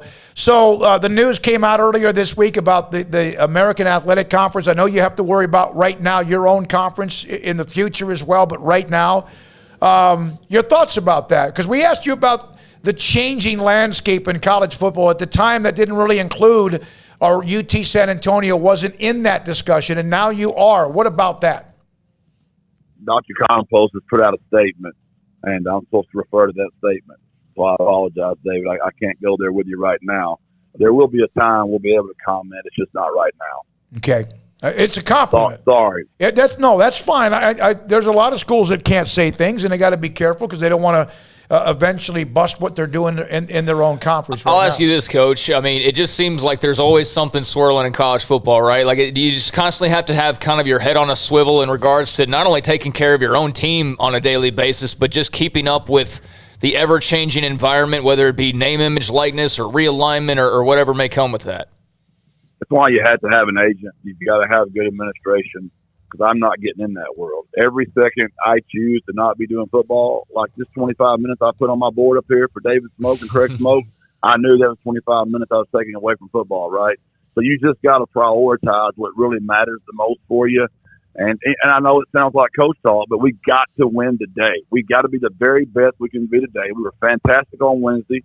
Tomorrow will be Thursday. We got to be the very best we can be there. We can't get outside of our lane. I've got agents to do their jobs. I've got administrators. I've got media to do their jobs. And I got to do my job. If I don't do my job, Craig, nobody going to care about any of this stuff. What's it like to have that kind of momentum? You've worked on this, and I know you got to go because we're keeping you away from football, but we appreciate your time every time. In fact, we just had a chat from somebody that said, this is a guy that sounds like he could coach it wherever he wants eventually one day. But you love where you are right now and building. What's it like to say we're going to keep the 2-1-0 together, 2-1-0 together, and you are in the momentum there? It's exciting. It really is. But in order for these things to last, it takes a tremendous commitment from a university, which means you got to have a lot of help, or these things just become blips in a radar and they go away. And that's what I really want to caution everybody. We've had our ups and downs here before. I mean, previous coaches have gone up and then back down and stay down. Why is that? We have to make sure we put the infrastructure in place that makes this place last forever. We've got an unbelievable opportunity right now to make this thing last forever. And I'm just so excited to be a small piece of that. This is President Amy's vision, Dr. Compost's vision, and our boosters' vision when they hired me. And I'm just really glad to be a part of it. We're so proud of you, man. Appreciate it. I think I knew you when you were just a young little coach, right? Just a young little pup in the coaching business, and look what you're doing now. Well, thank God you loved Danny long, because I was in my 20s, and that made you love me, and then eventually you learned to love me on your own. So I appreciate all your support, David and Craig, and God bless and birds up. And Paul Catalina, thanks a lot, Jeff. Appreciate your time. Birds up, UT San Antonio in the top 25, first time ever. Yeah. This is a young football program that's doing what they're doing right now. Yeah, and I kind of hate us in some ways because, and I say that, somewhat jokingly, but, we are the ones that, hey, you're 7-0, or you're what, and then next week they get blown out, and and he's got the right mentality. That's what the coaches have to do. You talk about saving with don't eat the cheese or whatever, and that's absolutely right, because if you are one of these players, if you're Frank Harris, I'm not worried about Frank Harris doing that, obviously, especially after listening to what Jeff said, but if Frank Harris were a little more weaker-minded, I suppose, and jumped on Twitter and started reading all the different things about how great UTSA is and how unbeaten they are, and they're in the top 25, well, maybe you let your guard down a little bit. So it sounds like they're staying hungry and they're not letting this become some accomplishment, because really it's only an accomplishment if you're still top 25 at the end of the year, and if you're still unbeaten at the end of the year, or you're at least, in close to that mix. So, yeah, it's great right now. But he's right. They got a lot more work to do. I think they're going to be favored in pretty much every game the rest of the way. And a couple of landmines. If there's a couple, but I'm just saying, I feel good about their chances in every game that they have remaining. So, we'll see. But they definitely have the right mentality right now. From Chris Coker, who's a national championship-winning coach, always thought UT San Antonio had a bright future with him in the mix. From Caden David, Jeff sounds like a first-class coach who could coach at the next level. He is all of that, and he's right now doing what he's doing at UT San Antonio. This is Sikkim 365 Radio. Richard Carr, Buick GMC Cadillac. I've been telling you guys about the fact that, inventory's been a little low. There's been interruptions all across the country due to computer chip shortages, so vehicle inventory worldwide's been affected negatively. But the good news is General Motors has announced they're going to be restarting production and will release a steady flow of vehicles throughout the fall. Cars and trucks are coming, so now's the time to contact Richard Carr and get your name on a new Buick GMC or Cadillac as they are being shipped. Drive a new car or truck sooner when you get on Richard Carr's Choose Your Inbound Vehicle list, and you can get your car or truck first as they arrive. If you're looking for a pickup, we'll get the best with the Sierra from Richard Carr. The ideal combo of power and strength combined with refinement and luxury makes Sierra the best truck on the road. If you're looking for a roomy SUV, take a look at the Buick lineup of SUVs, offering the size and versatility to fit every lifestyle. Or maybe you want the ultimate combination of sophistication and power with a new Cadillac XT6 or Cadillac Escalade. Cars and trucks are coming, so call or contact Richard Carr over the phone or online with what you want. And again, get you on that Choose Your Inbound Vehicle list today so you can get your vehicle before anyone else. And they are also, if you're in the market for a car right now, you're looking to save and drive today, they are loaded with premium pre-owned cars and trucks. They all go through a 172-point inspection before hitting the lot. And Richard Carr says yes when dozens of other lenders say no. 100% credit approval is always the goal. So go online or come by for a test drive today. Richard Carr, your local hometown dealership here in the greater Waco area. Give them a chance to earn your business with great prices, free oil changes on new cars and trucks, and superior service after the sale. Richard Carr, owned, operated, and run by loyal and proud Baylor Bears. When it comes to me and my money, I know the way it should be. I need a partner I can count on. That's Drango and me. Refinance your vehicle today at Genco with rates as low as 1.69% for 48 months and have 90 days of no payments. Refinancing can lower your payment, so you pay less for your car. Apply online and get an additional 0.1% off our already low rate. Thank you, Genco. And don't forget, your vote counts. Vote today for your local school to win $1,500 with Genco's School Spirit Competition. For more information, go to gencofcu.org. Annual percentage rate subject to change without notice. Subject to credit approval, membership eligibility, and loan policies. NCUA Equal Housing Lender. They're people I trust. They treat me like family. My money, my future, my credit union. Genco. At Ideal MRI, we feel blessed to be a part of the Waco community. We're a small family business right here in Central Texas, and our goal is to bring down the cost of healthcare while maintaining high quality. At times like this, the cost of healthcare has never been more important, and unfortunately, significant illnesses and injuries still occur. That's why Ideal MRI is open and here to serve you through the difficult time. We offer premium MRIs just like a hospital with state-of-the-art technology and specialists, but you'll pay less. Sometimes thousands of dollars less, whether you're using insurance or not. At Ideal MRI, we accept most insurance and there are no hidden costs, even offering financing if that's needed. Everything included in the price, and you'll not get something as a surprise in the mail later on. If you need an MRI, ask your doctor about Ideal MRI. They'll know. You can schedule an appointment safely from home online in minutes at idealmri.com or give us a call, 833-IDEAL-MRI, idealmri.com. Hey, this is Bryce Petty, former starting quarterback and two-time Big 12 champion, and I know firsthand the importance of being in top shape both on and off the field. So listen up, men. If you're feeling beat down day in and day out and looking for that high-performance edge that separates the men from the boys, then look no further than the Petty Clinic Low T in Waco. Petty Clinic is a comprehensive men's healthcare clinic with an atmosphere catering to men. Board-certified Dr. Kent Petty has a special interest in offering the highest quality medical care to men of all ages. Some of the services offered include screening and treatment for low testosterone or thyroid, infertility, high blood pressure, diabetes, high cholesterol, sleep apnea, while offering comprehensive wellness exams and complete men's health lab panels. High performance men, remember, it's not just a Petty thing. This is Bryce Petty, encouraging you to reach out and Google search Petty Clinic Low T or go to pettycliniclowt.com and get your complimentary lab screening today.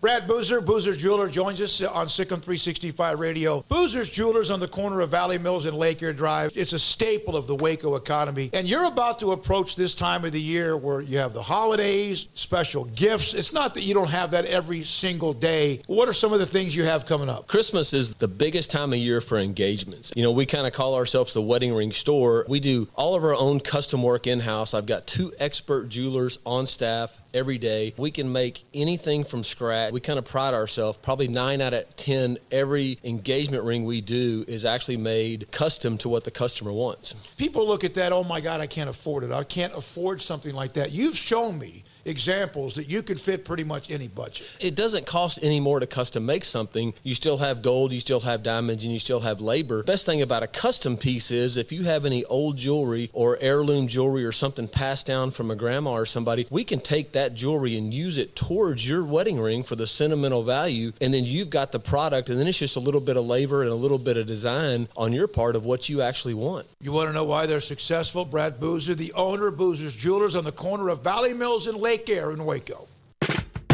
Welcome back to Sikkim 365 Radio. Have you subscribed to our YouTube channel? Search 365 Sports on YouTube.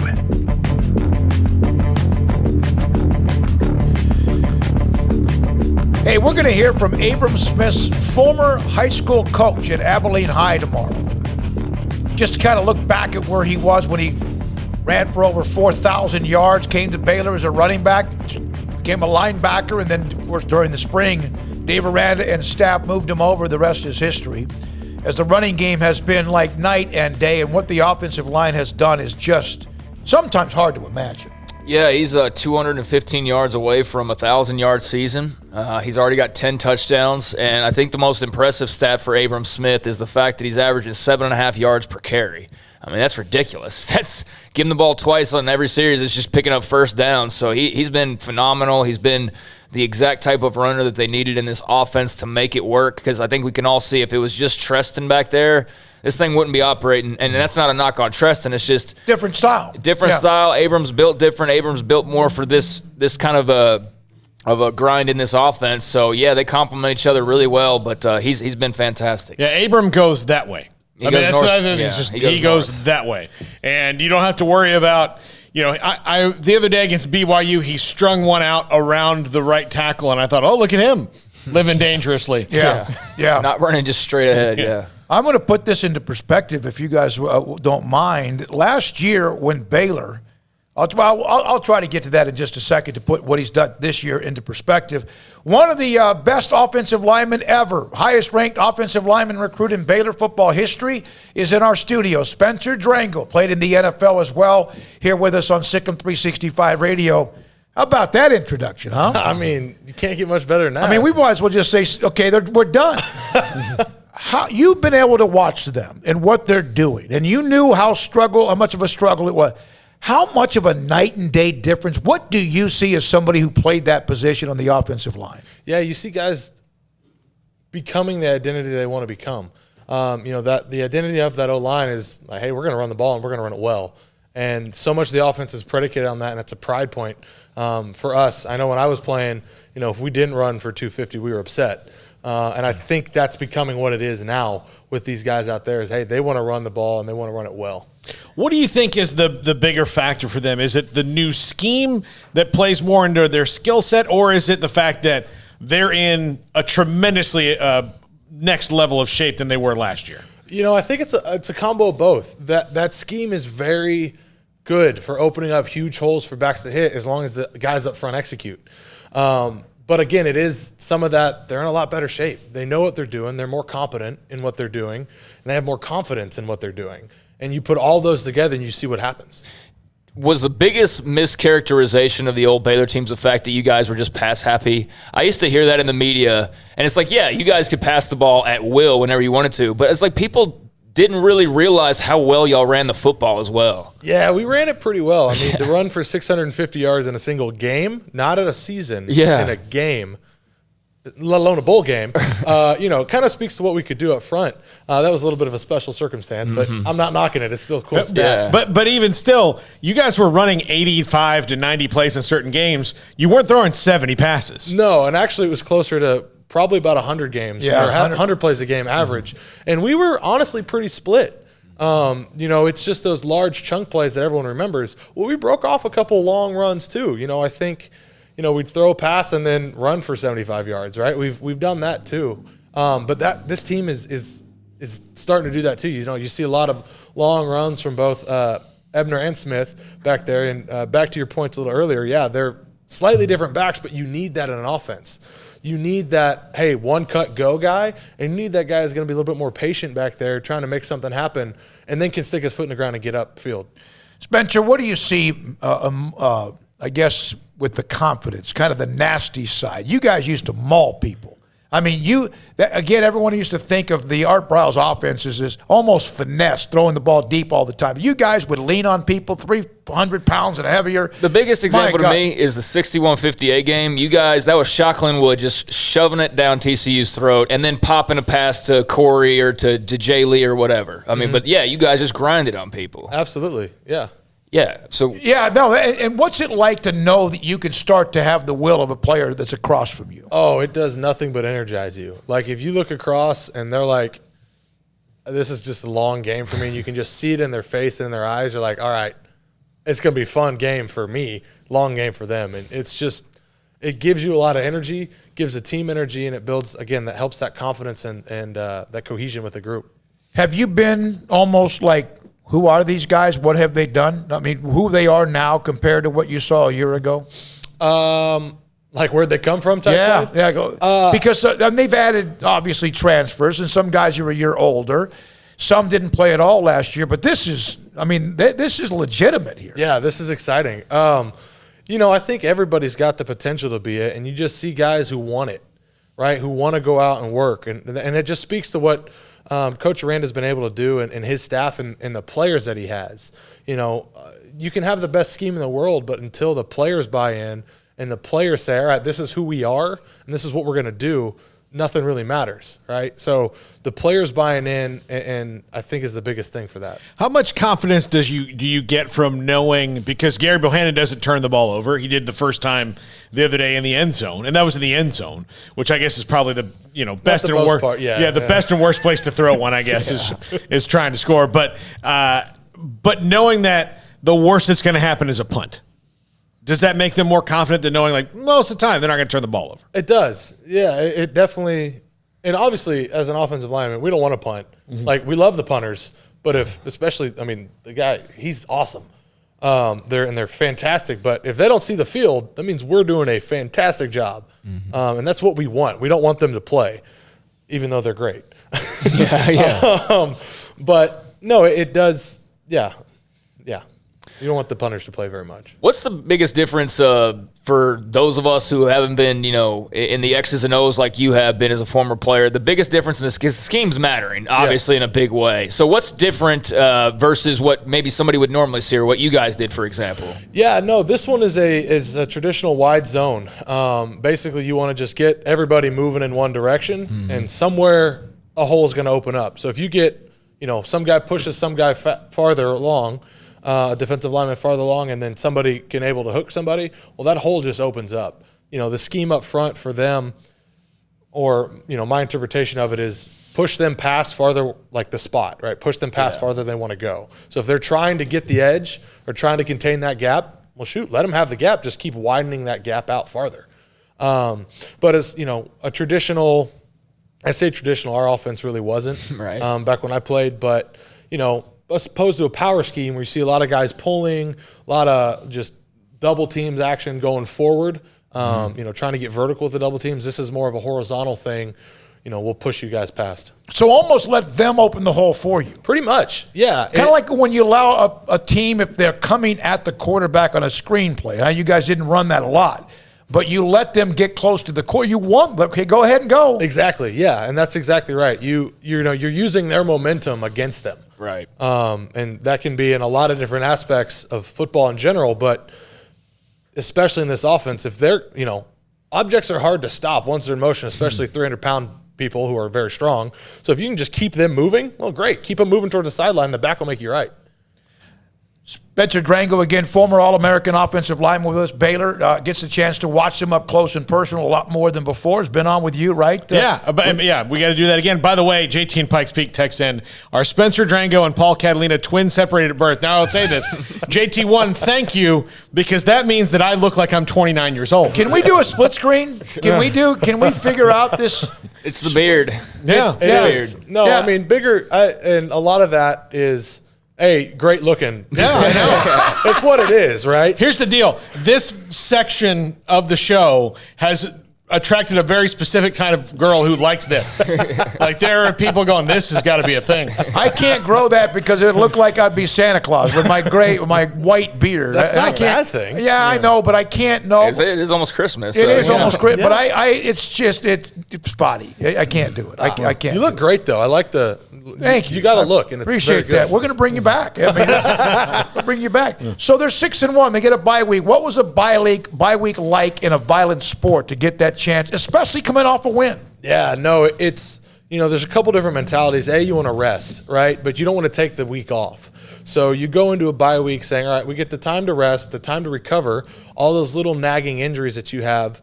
Maybe it's you're coming off a sprained ankle and it's just a little lingering. You have that extra time to rehab it. Well, practice is maybe a little lighter, but you're also kind of planning ahead for the next week going on. But it is a nice chance to just take a deep breath, reset, and figure out whatever else you got going on in life. And as far as going into the next week, you can't get lulled to sleep, especially off a big win. BYU's a good team. You can't go into the next game, Texas, thinking, hey, we're going to walk all over them. No, you got to take it seriously and be prepared going into that next game. Is it a little daunting playing a team on a losing streak like Texas is, because they're in a corner? Yeah, they're very dangerous is a good word to say. You can't fall asleep on them. They're going to give you their best chance, right? And they're not in a situation where they have nothing left to lose because there's still a lot. Bowl game is still a possibility. A lot of things they still have going for them, but they still have to get that next win to get there. And so you don't want to fall victim to being, hey, we should walk over them. A lot of their games have been very, very close. OU was extremely close, and OU's a good team. So they have the ability and the capability. You just have to be able to respect that and go in with a confidence about it. Like, yes, we're going to take care of our job, but you can't overlook them. For a large part of your career, you guys were in Big 12 contention. I mean, you guys were mentioned in the preseason as being contenders. For this team, it was a little bit more up in the air. So for y'all, a bowl game was like, that wasn't even a question mark by the end of your career. I mean, that was a given. But for a player, even though there's still a long way to go, getting bowl eligible, does that mean, I know you can't dwell on it and celebrate it necessarily, right? Because there's still so many games. But what did that mean when you accomplish that and know, like, hey, we are going to be going to the postseason? Oh, no. Actually, when after we won BYU this week, I was seeing in my head, we're going bowling. Yeah, okay. That's just something, like, you have to recognize it because it is a big accomplishment, right? Like, it's not a guarantee to go to a bowl game, a postseason game. And so you do have to celebrate it. But then it's like celebrate that night, right? And then move on. So you've accomplished the goal and you have to focus on what's coming next. And right now that's Texas. Yeah. I'm looking back on when I'm talking about Texas. Was the 2015 game just excruciating? You had all the quarterbacks injury, then Johnson got bringing up all the bad memories today. No, because it's like you guys really were so much better than them. You were during that time, but they got you in 12, and then they got you again in 15, and you had such a really good football team. Yeah, I think we mentioned it on the post-game show that if we had 2 more minutes, we would have won. Yeah. And it was we were just figuring out that concept that we used in the bowl game where I mentioned we ran for 650 versus North Carolina. So we were figuring it out. But, yeah, it was definitely a frustrating game, especially being senior day. You never want to lose on senior day. You always want to upset that, so I understand the concept behind it. But, it was a little frustrating, but ultimately, we learned from it and moved on and made good adjustments going forward. Beat the living hell out of the Tar Heels. Was Kendall Briles just kind of like grabbing the whiteboard and going, all right, here's what we're going to do? I mean, I know you guys had that kind of. No, he was in the dirt. But you guys had that play. I know you had a couple of plays like that in the repertoire. But to do that, like, we're going to run this one play about 4 different ways out of these formations the rest of the time. Was that how it was, or did he draw it up, or what did you guys do to? Well, we practiced the situation similar to this. Like, okay, and it was a package that we were going to have in, like, Johnny Jefferson and T. Williams. They were all back there. We're all back there, and they were all taking snaps at quarterback for Wildcat, and we knew that could be a big portion of our game. We didn't know it was going to be the biggest, right? But you have some idea of going in, and then you just have to adjust, right? And there's not a lot up front different from a running play for us of who's behind us. Because it's either it speeds up a little bit in the Wildcat, like if, Tito was just going to take the ball and run, everything happens a little bit quicker. Linebackers come downhill a little quicker, safeties come up a little bit quicker. But if you have a quarterback in the handoff, it takes some time. So it's a little easier for us with a quarterback. But if it's going to happen faster, it's able to go. But to answer your question, I don't know really what happened. We just said, all right, we're going to run this, and this. And it was like, all right, well, it's our normal offense. Nothing really changed. We just won't throw the ball. Yeah, you're right, though. Y'all had 2 more minutes. That game was going to be different. I was sitting next to the late Sean Adams, who was, obviously a big Texas reporter. And I remember him turning to me. It was like 20-0. And he's like, they're going to find a way to screw up this game. Like, because he was so down on Charlie at that point. He's like, they're going to find a way. And sure enough, just like as you guys kept moving the ball and scoring, he's like, see. And then it was just not enough. But. I was doing sidelines for Sports Radio USA that game. And I just, they called down to me and they're like, hey, what's going on here? I'm like, I said, well, there's no quarterbacks left. They're like, none? I'm like, no. They're like, well, what about walk-ons? I'm like, I'm saying none. Like, the walk-ons have had less time than anybody under the center this week. And he's like, are you serious? I was like, yes. they have not done anything. And then Chris Johnson went out, right? Yeah. I mean, He got hurt early. Yeah, That wasn't fumbled great on that play too. Yeah, that wasn't a great situation. But speaks to the guys that we had that were to come together and able to just find a way to compete. Was there not panic, but how, or was there panic when you're trying to draw plays up and you? There's no quarterback. Well, I mean, we had Lynx Hawthorne who could throw the ball a far away, but he was a receiver, right? He took some reps in practice as a, just in case situation. Yeah. Like, we're probably not going to need you, but we should just in case. We ended up needing him. That's his nickname from now on, just in case. Just in case. Yeah. Oh, sorry, Lynx. No, but yeah, it was just up front. It was just like, all right, well, obviously we're going to be more run heavy, and let's just really hone in on what we have to do to get the job done. What do you think of Dave Aranda and the job? I mean, obviously we've been talking glowingly about this team and the adjustments they've made, but he's a different type of cat, different personality than a Rule or a Bryles or a Grobe even. This team seems to be very physical. They seem to know their jobs very well, and he seems to have made some great hires this offseason and the changes that they did make. Just what have you been able to kind of gather? I don't know if you've ever even been able to meet him yet or not, but your thoughts on Dave Aranda? I've been able to meet him once or twice now, and fantastic coach, fantastic human, and ultimately, that's what you want to see, right? I think if you're a great human outside of football, it's going to translate into football. And everybody that I've talked to, I've got the chance to train with some guys from LSU back when he was there, and everybody just has nothing but glowing reviews about him. And from my experience, I can say the same thing, right? He's a great coach, really wants the best out of his players. And not just on football, but like in life, right? Yeah. He cares about the rest of his players and what else is going on besides football. You could tell those guys you trained with from LSU, they need to make sure that they block his number. Dave Aranda needs to block. Yeah, you don't need any Baton Rouge phone calls down here. We really don't even have – I don't have any anxiety over it. No. I just feel like he's the perfect fit right now, and I think he's happy. But obviously – obviously it's a big boy program, and they're looking for a new coach, and he's been there. So I don't you feel like he's a really good fit, kind of like right now the Scott Drew of the football program? Oh, for here, with much more to accomplish. Oh, absolutely, yeah. He's a fantastic fit, and I'm a big LSU fan right now. I want him to keep winning. I don't want anything to happen to Coach O because he needs to stay there. Well, he's gone. He's gone. No, that's right. Yeah, that's right. Yeah, that is true. So. Yeah, we need to keep doing well. I just gave you heartburn. Thanks, man. Appreciate you always. Absolutely, my pleasure. Thank you. Spencer Drango, All-American offensive lineman from Cedar Park High School, played at Baylor on those Big 12 championship games. And this is Sikkim 365 Radio. Riverbend Liquor and Wine, Lakeshore Drive at North 19th Street here in Waco. A hidden gem. Great selection of spirits, wine, craft beer, unbelievable amount of craft beer that they have there, and high-end bourbons like Buffalo Trace, Pinhook, Weller, Brush Creek Hotel, Garrison Brothers, Thomas S. More, Hooten Young, and Bardstown. Great customer service, speedy drive-through window. Find out more on Facebook and Instagram, or just pop by. Again, Lakeshore Drive at North 19th Street in Waco. New cars and trucks are coming.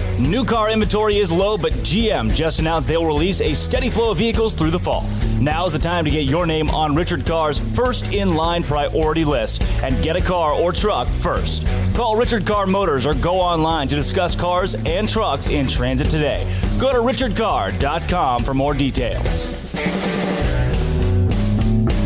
At Richard Carr, we give you more. Y'all listen up. Let me tell you something about group meals from Rudy's Barbecue.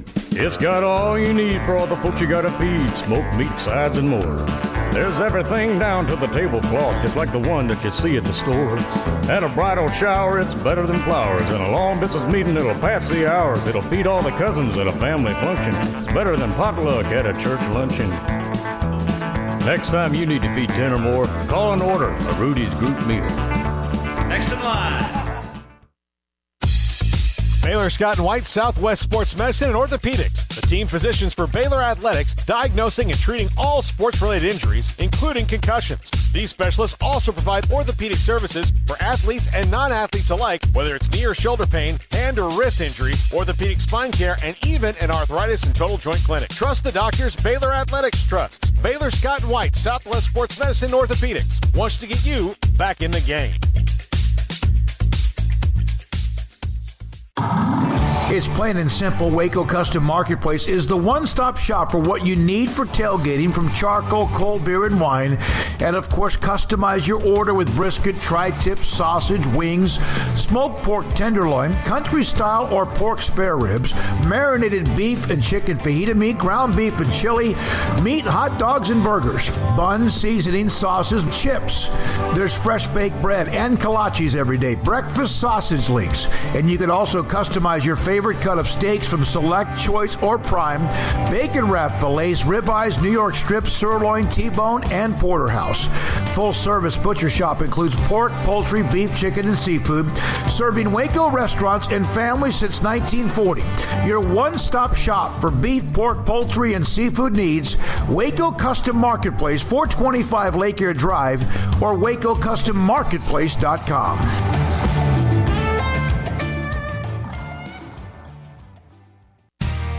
How did Edward Jones become one of the biggest financial service companies in the world? By not acting that way. Financial strategies, one-on-one advice, it's a big difference. And that's why Brad Wilson, your Edward Jones financial advisor, makes sense of investing. Experience the difference for yourself. Brad Wilson, 250 Sharon Drive in Woodway, 254-776-4337. Edward Jones, member SIPC. You want to know why Stonewood Dental is so successful? Listen to what happy customers have to say. It's pleasant. It's different than any other dentist office. I really feel like they care. And it's not that you're here for 2 hours waiting on someone to take care of you. It's quick and easy, and I bring my kids, and my kids love being here too. They really love the treasure box. Staff is really nice and accommodating, real friendly. You feel more like home. It's not sterile looking. Everybody has their own personalized rooms with decorations and decor, and they'll even have a blanket for you when it's cold. I've recommended people to actually come here, and they are patients now. I really love it here. It feels like family. Learn more, stonewood-dental.com.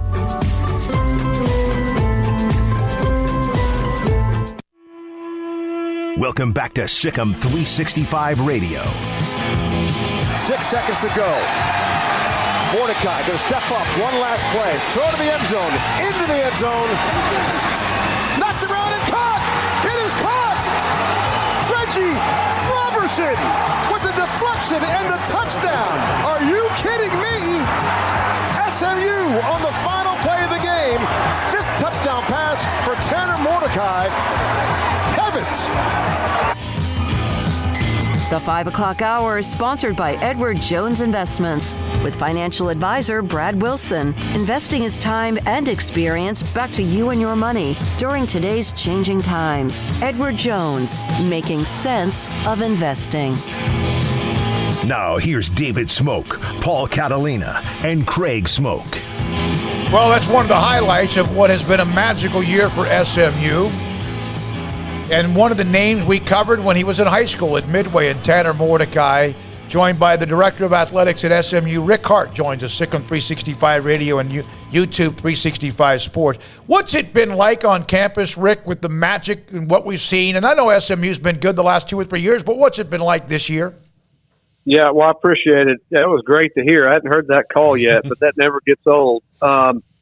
It's been fantastic, and I'll start with the campus. I mean, we've had 3 good years now in a row, three seasons, or at least on our way to a third. But I think last year, with the restrictions on attendance and just the game-to-game uncertainty about what was going to happen, that built up, emotion and energy has really spilled over into this season. And we've had about 4,000 students at each of our first 3 home games, which, if you think about it, it's about 2/3 of our undergraduate student population. So it's really been incredible. People appreciate very much what Sonny's doing and really have been consistent in showing that support each home game. Rick, what's the job been like for you since you got to SMU? It's different than most athletic director jobs, and that the history at SMU, trying to build that athletic program back to what you guys have been able to do.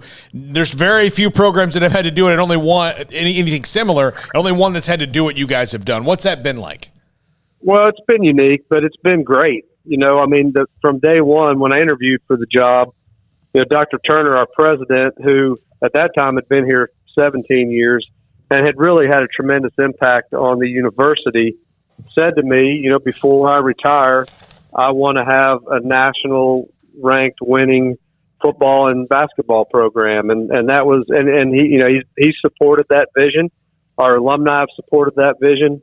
And they've allowed us to really bring in the best coaches and invest in our facilities and develop a student athlete experience that I think rivals, the others that we have here in Texas. And so, it's been terrific. It's been a journey. There have been moments, that are hard to even fathom that happened or that were real, both good and bad. But we knew it was going to be a process. And so, this is my 10th year at SMU, and I think those investments have paid off, and we're seeing that across the board. We've got nationally ranked soccer teams and golf teams and tennis programs and football and basketball. So. It's been a joy, and we're not done. That's the best part, is we're still building, and I think the best is ahead of us. Well, one of those investments was your head football coach in Sonny Dykes, and obviously he was not coming into Dallas with a completely clean slate. He had some history, and people knew about Sonny Dykes and his football expertise, but what was it about him ultimately for you guys that you thought that what's going on right now was possible with Sonny Dykes at the helm? Well, interestingly, and I think Sonny and I have talked about this, Sonny was on our radar when the last time the job was open, when we ended up hiring Chad Morris, but we didn't think we could, get him out of Cal. And so we've known about Sonny and really thought highly of him for a long time. And he's just been terrific. I think, his experience throughout his career, every stop he's been, but being the head coach at La Tech and at Cal, I think have really, shaped him into the exact right leader for us. I mean, I can't imagine anyone who's done a better job, not just building the program and doing that through high school recruiting and the transfer portal, but also leading us through, a year that I hope we never have to face again with the pandemic and some of the social justice challenges and commitments. And he's just been, again, the right leader at the right time. And he and his family have made all the difference in trying to take our football program to a championship level. Rick, how much, and is it an everyday process with what's changed in college football since late July with Texas and Oklahoma, the SEC? You know what the Big 12 has done. I have said many times that I know SMU is on the radar. I don't know if they're on your radar, and that's also a question we have for you. But how much of that now occupies your time? Well, a lot. I spend... Again, I touched on a couple things that have changed significantly over the past year. And then, now we've got name, image, and likeness. And we're all trying to figure out exactly what the Alston case means in terms of opportunities for our student athletes in the future. The NCAA is going through a reconstitution process. We don't know what that'll lead to, but that'll be additional change. And then the conference landscape continues to shift. And going back to a previous question, we've made investments. Our goal is to be the best in our conference in everything that we do, and that'll continue to be the goal no matter what the conference is. But certainly, we feel like we have a program that can compete at the highest level and is competing at the highest level, and we hope that in the future that we'll be able to continue to do that. But that it occupies a tremendous amount of time, and that's a big part of the job because that heavily influences the ability for our coaches and student athletes to be successful. With SMU's administration, with you, the AD, Director of Athletics, and all, is it pretty much, does everybody have the same mission statement on what might be available going forward if, in fact, the Big 12 is open? Yeah, we do. And, and that's the thing that makes it all, it gives you hope. And it really does give you belief, in addition to just having hope, that that vision will become a reality, because there is that alignment. Everybody, again, I mentioned, but the president, the donors, the alumni, the coaches, and the influencers in the community, we all have that same vision and that same goal. and we're making, I think, the right investments and decisions towards that goal. And, sometimes it's just a process, and sometimes, timing matters a lot, or, what the criteria and priorities are. They shift from time to time. And so we're a very proud, founding member of the American Athletic Conference. And I take great pride in having been a part of developing that league from the beginning into what it is today, and having 3 teams that, have developed and are now moving on to the Big 12. I mean, we've come a long way, and I anticipate that we'll be able to continue to do that in the future. But certainly, and it's a balance, because you can't develop a league unless you're all in. And we've been all in on the American, and we'll continue to be. But at the same time, our commissioner's done a tremendous job of not only getting our conference where it is, but really not taking it personal, and understanding that some of us, would move to other conferences if those opportunities arise. And I think that's been part of our strategic thought process as a group, as a conference. And I think it's part of what sets us apart. Rick, you are, I don't know how common this is. I would assume it's pretty rare, but you are a 3rd-generation athletic director. Your grandfather and your father was the athletic director at Florida State when I was in school there. And you've come, this is the family business, so to speak. How does that, you growing up in this, help you kind of know the history of what you need to do, plus equip you for the modern era where that job has become completely different than it was when your grandfather did it? Yeah, I think it's helped, if nothing else, osmosis. It's kind of like being a coach's kid, which I was a coach's kid too. But, just being around it, I do think just soaks into you in ways that are hard to define. But probably for me, more than that, just understanding the purpose behind it, and understanding that, it doesn't have to be a mutually exclusive occupation or vocation in terms of the educational mission, but also wanting to compete and win and generate revenues and so on. But not losing sight of that. I got an email this week from a gentleman who had looked at the Naval Academy website, saw that my grandfather, he thought he was my father, but had coached him at the Naval Academy in 64, 65, and emailed me to just pass along what a tremendous impact he had on his life as a coach, as a mentor, as a gentleman. And, that just brings you back to center. And remind you of how important it is what we do. And again, while there's a lot going on that is also important, the things we talked about earlier, at the end of the day, it's about shaping lives and positioning these young men and women for success in their communities. And that, I hope we never lose that. That's the most important part about what we do. And that was a great reminder. That's a great story. That's the year after Staubach was there to win the Heisman, wasn't it, in 1963? Yeah, Staubach, he was there. In fact, this young man, he's not young anymore, I guess, but he said he switched from quarterback to defensive back, which is what my grandfather was coaching, and he said he did that because Roger was coaching or was quarterback in the plebe team, and so he saw the writing on the wall. You mentioned NIL, and it's obviously changed. And my goodness, it seems like every day there's something new that student athletes are able to do. Does it matter if you're in a larger city like in Dallas and Fort Worth, or if you're in Tuscaloosa, or maybe even if it's Norman? Does a larger city area benefit NIL for a school or not? Well, we think it does, and it will. And part of that is because this is still evolving. We're only, 70, 75 days, 80 days, whatever it is in the NIL. So it's still evolving. We're still learning a lot about it. And I think as it matures, what we're going to find, and we're already seeing some of this, is that, the corporate presence in Dallas is going to be a differentiator, because as we can tie together corporate sponsorships with SMU, mentorship, some of the other programs we have, to again help position our student athletes for careers, and then we can add to that in a complementary way an NIL relationship or an NIL program or component in the Dallas community.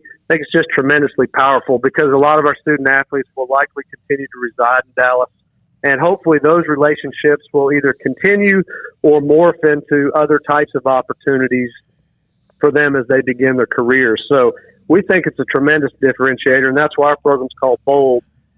It stands for Bold Opportunities Live in Dallas, Big Opportunities Live in Dallas. Rick, you obviously with SMU, and you've mentioned your relationship and how you've helped along with others build the AC where they are now, and they've added new schools. Do you feel like sometimes when people look at the realignment or the expansion of college football and they talk about eyeballs, and we know the story with SMU as far as how much you might generate, although the fan base is very loyal, do they overlook that, or they maybe underestimate what SMU can bring to the table? I think, yes. The probably frustration for me, if I could pick one, there may be more than that, but I'll pick one for this conversation, has been just that. I think it's the short-sightedness at times, or at least the appearance of short-sightedness, to just say, well, we don't have a large alumni base like some other programs. And that's not who we're ever going to be. And by the way, that's not who the successful private schools in some of those leagues are today. And so the fact that we are in Dallas and that we can attract and retain quality coaches and staff and quality student athletes, and that we're in a hotbed of recruiting here in Dallas, and that the travel's easy, and there's 2 airports, and there are large alumni bases of other programs in the Metroplex that provide engagement opportunities, and that, we've had success outside of that model without affiliation with that brand.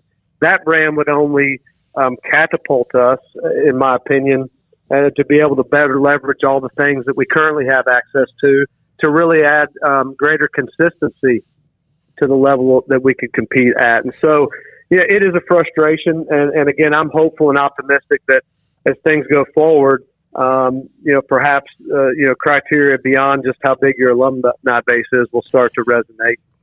Well, if there's always 2 other private schools that are small too that are in the Big 12, that it would be a great. I think he was referring to that. Absolutely, make a lot of sense, right? Well, we think so, and it sounds like you guys do too. So again, maybe that thought will prevail. But in the meantime, again, I'll go back to we're grateful to be in the league we're in.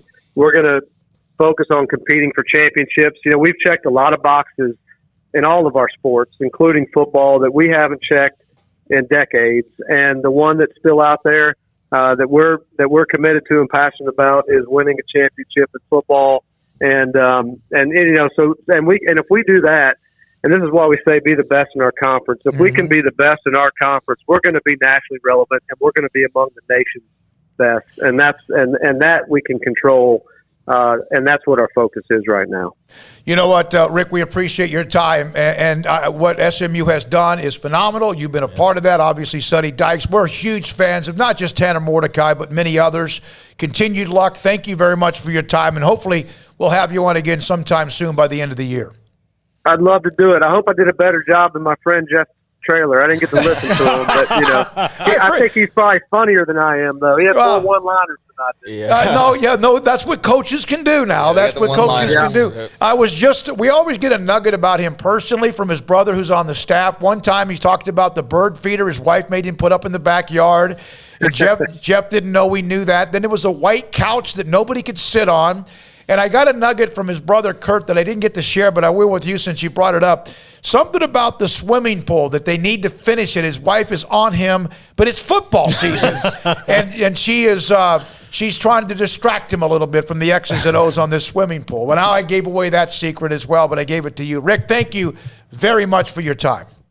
Appreciate you guys. All right, talk to you soon. Rick Hart, Director of Athletics at SMU. Did you guys listen to what he was saying? They're really happy with where they are, and they want to win that conference.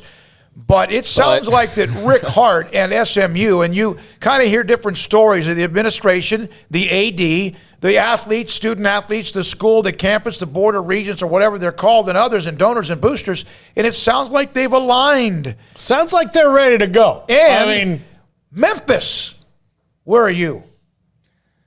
Let's go, right? But that's great to hear from Rick Hart. No, I'm just saying. Don't jab at Memphis. I know what you're doing, but I mean, come on now. Don't jab at Memphis. I mean, like they obviously I think they know by now that they need to get their ducks in a row, and they're not in the same place as SMU.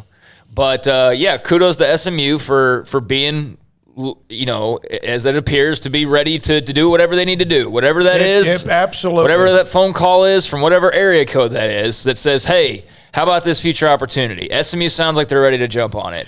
And if that doesn't come, which I think is unlikely, but if that doesn't come, then they sound like they are very well positioned to just dominate where they are right now.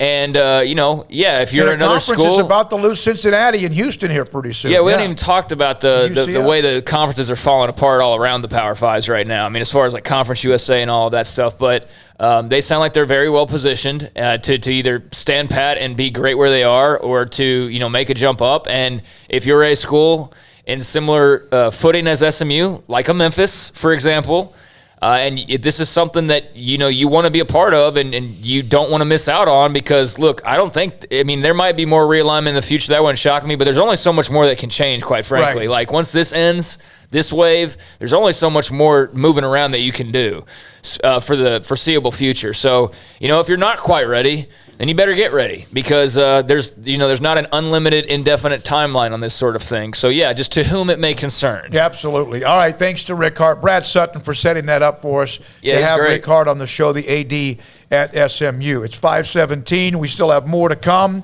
Machota next. John Machota will join us on the Cowboys. It's been a busy week, and obviously even with an off week, there's always news in a team that is on fire right now after their win this past weekend and how it went down, my goodness, against New England on the road. I've seen many Cowboys seasons, obviously, many Cowboys seasons. In the heart of when I was growing up watching football, they were the dominant team of the 90s. Like, that was my prime of watching, was the 90s Cowboys.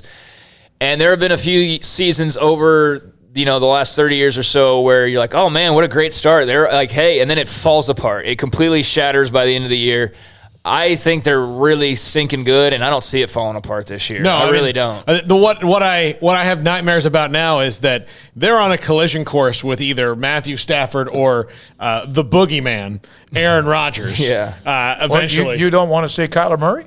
Oh, Kyler Murray, too. Yeah, they got to play Kyler Murray later in the year. Yeah. But Kyler Murray hasn't given me nightmares for years and years. I will say this. Aaron Rodgers has. I still see the pass to Jared Cook just in my sleep. Yeah. I will say this, though, about Kyler Murray, and it's been repeated probably 1,000 times. It's freaking unbelievable what he's doing. It is. Like, it's freaking unbelievable. And to know that was the same kid in high school who, yes, was the 5-star, highly rated recruit, who signed with A&M and then flirted with even signing with Texas after that. Y'all remember when he put that jersey shot out and then he went to Oklahoma, wins a Heisman, gets in the playoff, too small, and then like here he is in the NFL and he's just still doing it. It's freaking unbelievable, man. It really is. What an all-timer of a Texas like his spot in the little museum down here, like that's guaranteed in multiple levels in the next few years. So.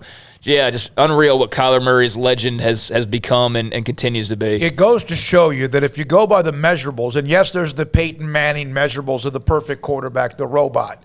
Like here's Kyler Murray. He just has something. It, man. Yeah. It's not just it's instincts. It's a massive heart. The speed, speed, arm, his little quick twitch that's as quick as I've ever seen. My only concern, I have the same concern about him and Lamar Jackson, who have completely proved that they can win in this league, is how long can you stay healthy? But I have the same concern about any quarterback. Right. But Dak's a pretty big guy, and he went down. It's all like you get tackled Big Ben's getting hurt. Yeah, how do you adapt? Like once you do get hurt and you have to stop running as much, how do you adapt your game? But that's for anybody. Yeah, and that's also Kyler Murray. His deficiency is not passing. It's not like he's like the running quarterback that got into the his throwing's always been there. It's always been there. So he's an all-timer of a talent, man. He really is. Like there are so many different ways along the road from A&M not working out to, where's he going to go next to then the jump of being the number 1 pick in the freaking draft. Like he was a number 1 pick.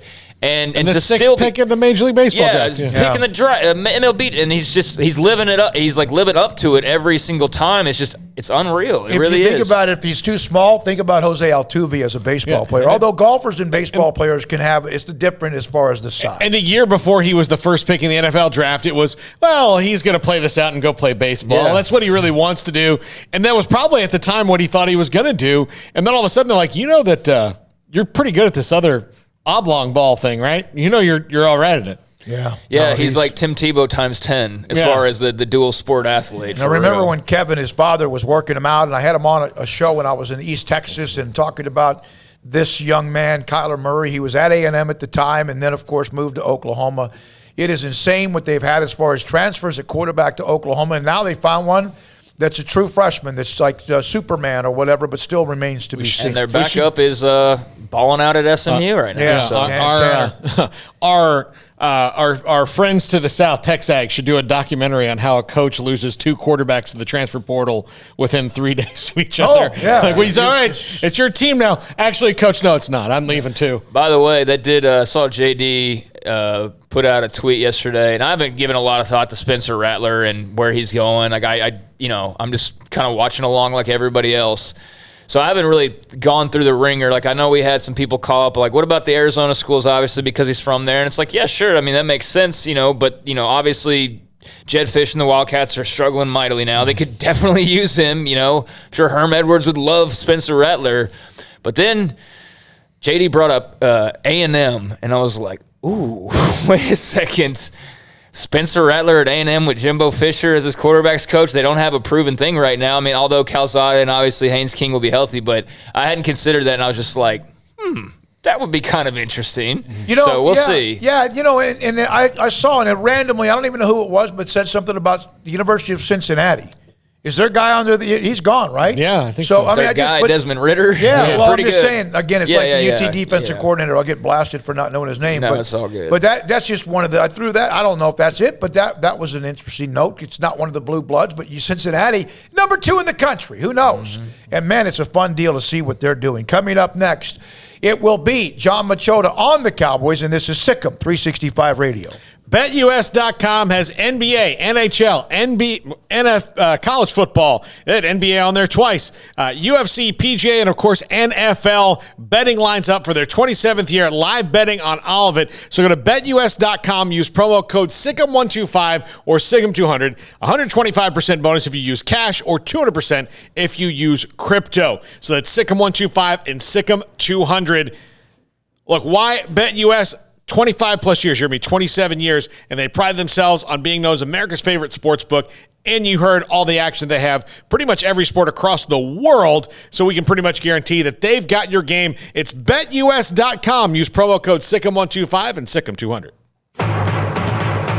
At Allen Samuels in Waco, we're celebrating Ram Power Days, bringing the first truck brand to take the top spot overall in new vehicle initial quality by J.D. Power. With the 2021 Ram 1500 Quad Cab Lone Star, you can get total values up to $6,000 or 2.9% for 72 months, plus $2,000 in bonus cash. All first responders get an extra $500. Come see why Ram wins great awards year after year. Allen Samuels in Waco. Come by. Let's be friends.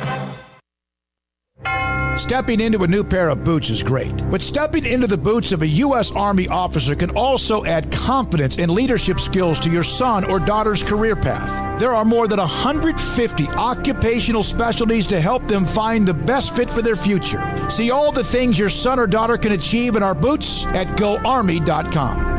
U.S. Army Waco Recruiting Company, 254-598-8131 or 254-776-1543. Born in Waco, Brotherwell Brewing exists to serve the Central Texas community with locally crafted beer of the highest quality. They want to bring Central Texas closer to the brewing experience so everyone can enjoy well-made beer as much as they do. For 2.5 years, they've been bringing high-quality beer to Central Texas at their location on Bridge Street in East Waco. Brotherwell Brewing believes in community and bringing people together to enjoy products made in their community. So for your game day, whether it's a tailgate or at home, stop by Brotherwell Brewing for high-quality craft beer made right here in Central Texas, 400 East Bridge Street, and check them out online at brotherwell.com. With so many companies and policies out there, it gets so confusing shopping for insurance, and I never know if I'm getting the policy that's right for me. Luckily, I met the team at the Niche Group Insurance Agency. With the Niche Group, you can go to one company and get access to coverage options from many insurance carriers, and you get to speak to a real person about your specific coverage needs. With the Niche Group, I know I'm getting the right coverage at the right price. If you need insurance, talk to the experts at the Niche Group at 1-800-258-8302. Baylor University is where lights shine bright. So, let there be light. Let there be roommates and teammates, scholarship and championships. Let there be fresh starts and new traditions, fast friendships and lasting impacts. Let there be laughter Let there be joy. Let there be light.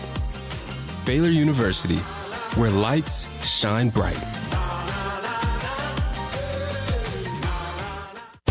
At Ideal MRI, we feel blessed to be part of the Waco community. We're a small family business here in Central Texas. At times like this, the cost of healthcare has never been more important. And unfortunately, significant illnesses and injuries still occur. And that's why Ideal MRI is open and here to serve you through this difficult time. So if you need an MRI, ask your doctor about Ideal MRI. You can schedule online in minutes at idealmri.com or call 833-IDEAL-MRI.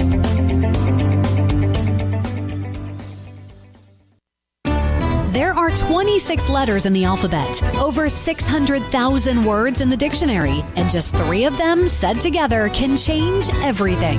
Let's order pizza. Those 3 words lead to dough made from scratch and 3 fresh signature cheeses that blanket golden crust in a heavenly melt on Marco's Pizza that'll blow your mind. So visit marcos.com to order and stop by Marco's Pizza in Belmead, China Spring, Woodway, and soon to open in Robinson. Marco's. Pizza lovers get it.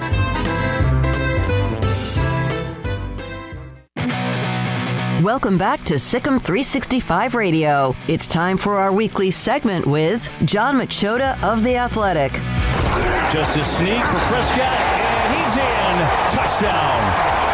Brought to you by Pioneer Steel and Pipe, where customer service is their main focus, and best in metal, steel, and pipe for large or small projects, with 2 locations in Waco and Bryan. Family owned and operated since 1943. We have heard from Baylor senior forward Flo Thamba. Earlier today, had a chance to visit with him. Thanks to Rick Hart, the director of athletics at SMU. I thought he said a lot, and yet understands where they are right now. As we've talked to you about Chapter 2 and the expansion and whenever that might happen, and even today clarified even more about the Big 12 and Texas and Oklahoma and much more, including what Chapter 2 and how and why November 30th is a big day because of 27 months. If you're another conference, you got to do the exit, and you got to do it right, and you got to do it fair, just like with Texas and Oklahoma at some point have to start their calendar of 27 months as well. The Cowboys they're really good. And the game in New England was a game in which any of the last 10 years they lose that game. Now, that didn't mean they didn't pull a couple of rabbits out of there, you know what. But that's a game that they would not have emotionally and mentally been strong enough to figure it out. And they're good in talent, too. We're now joined by John Machota, theathletic.com.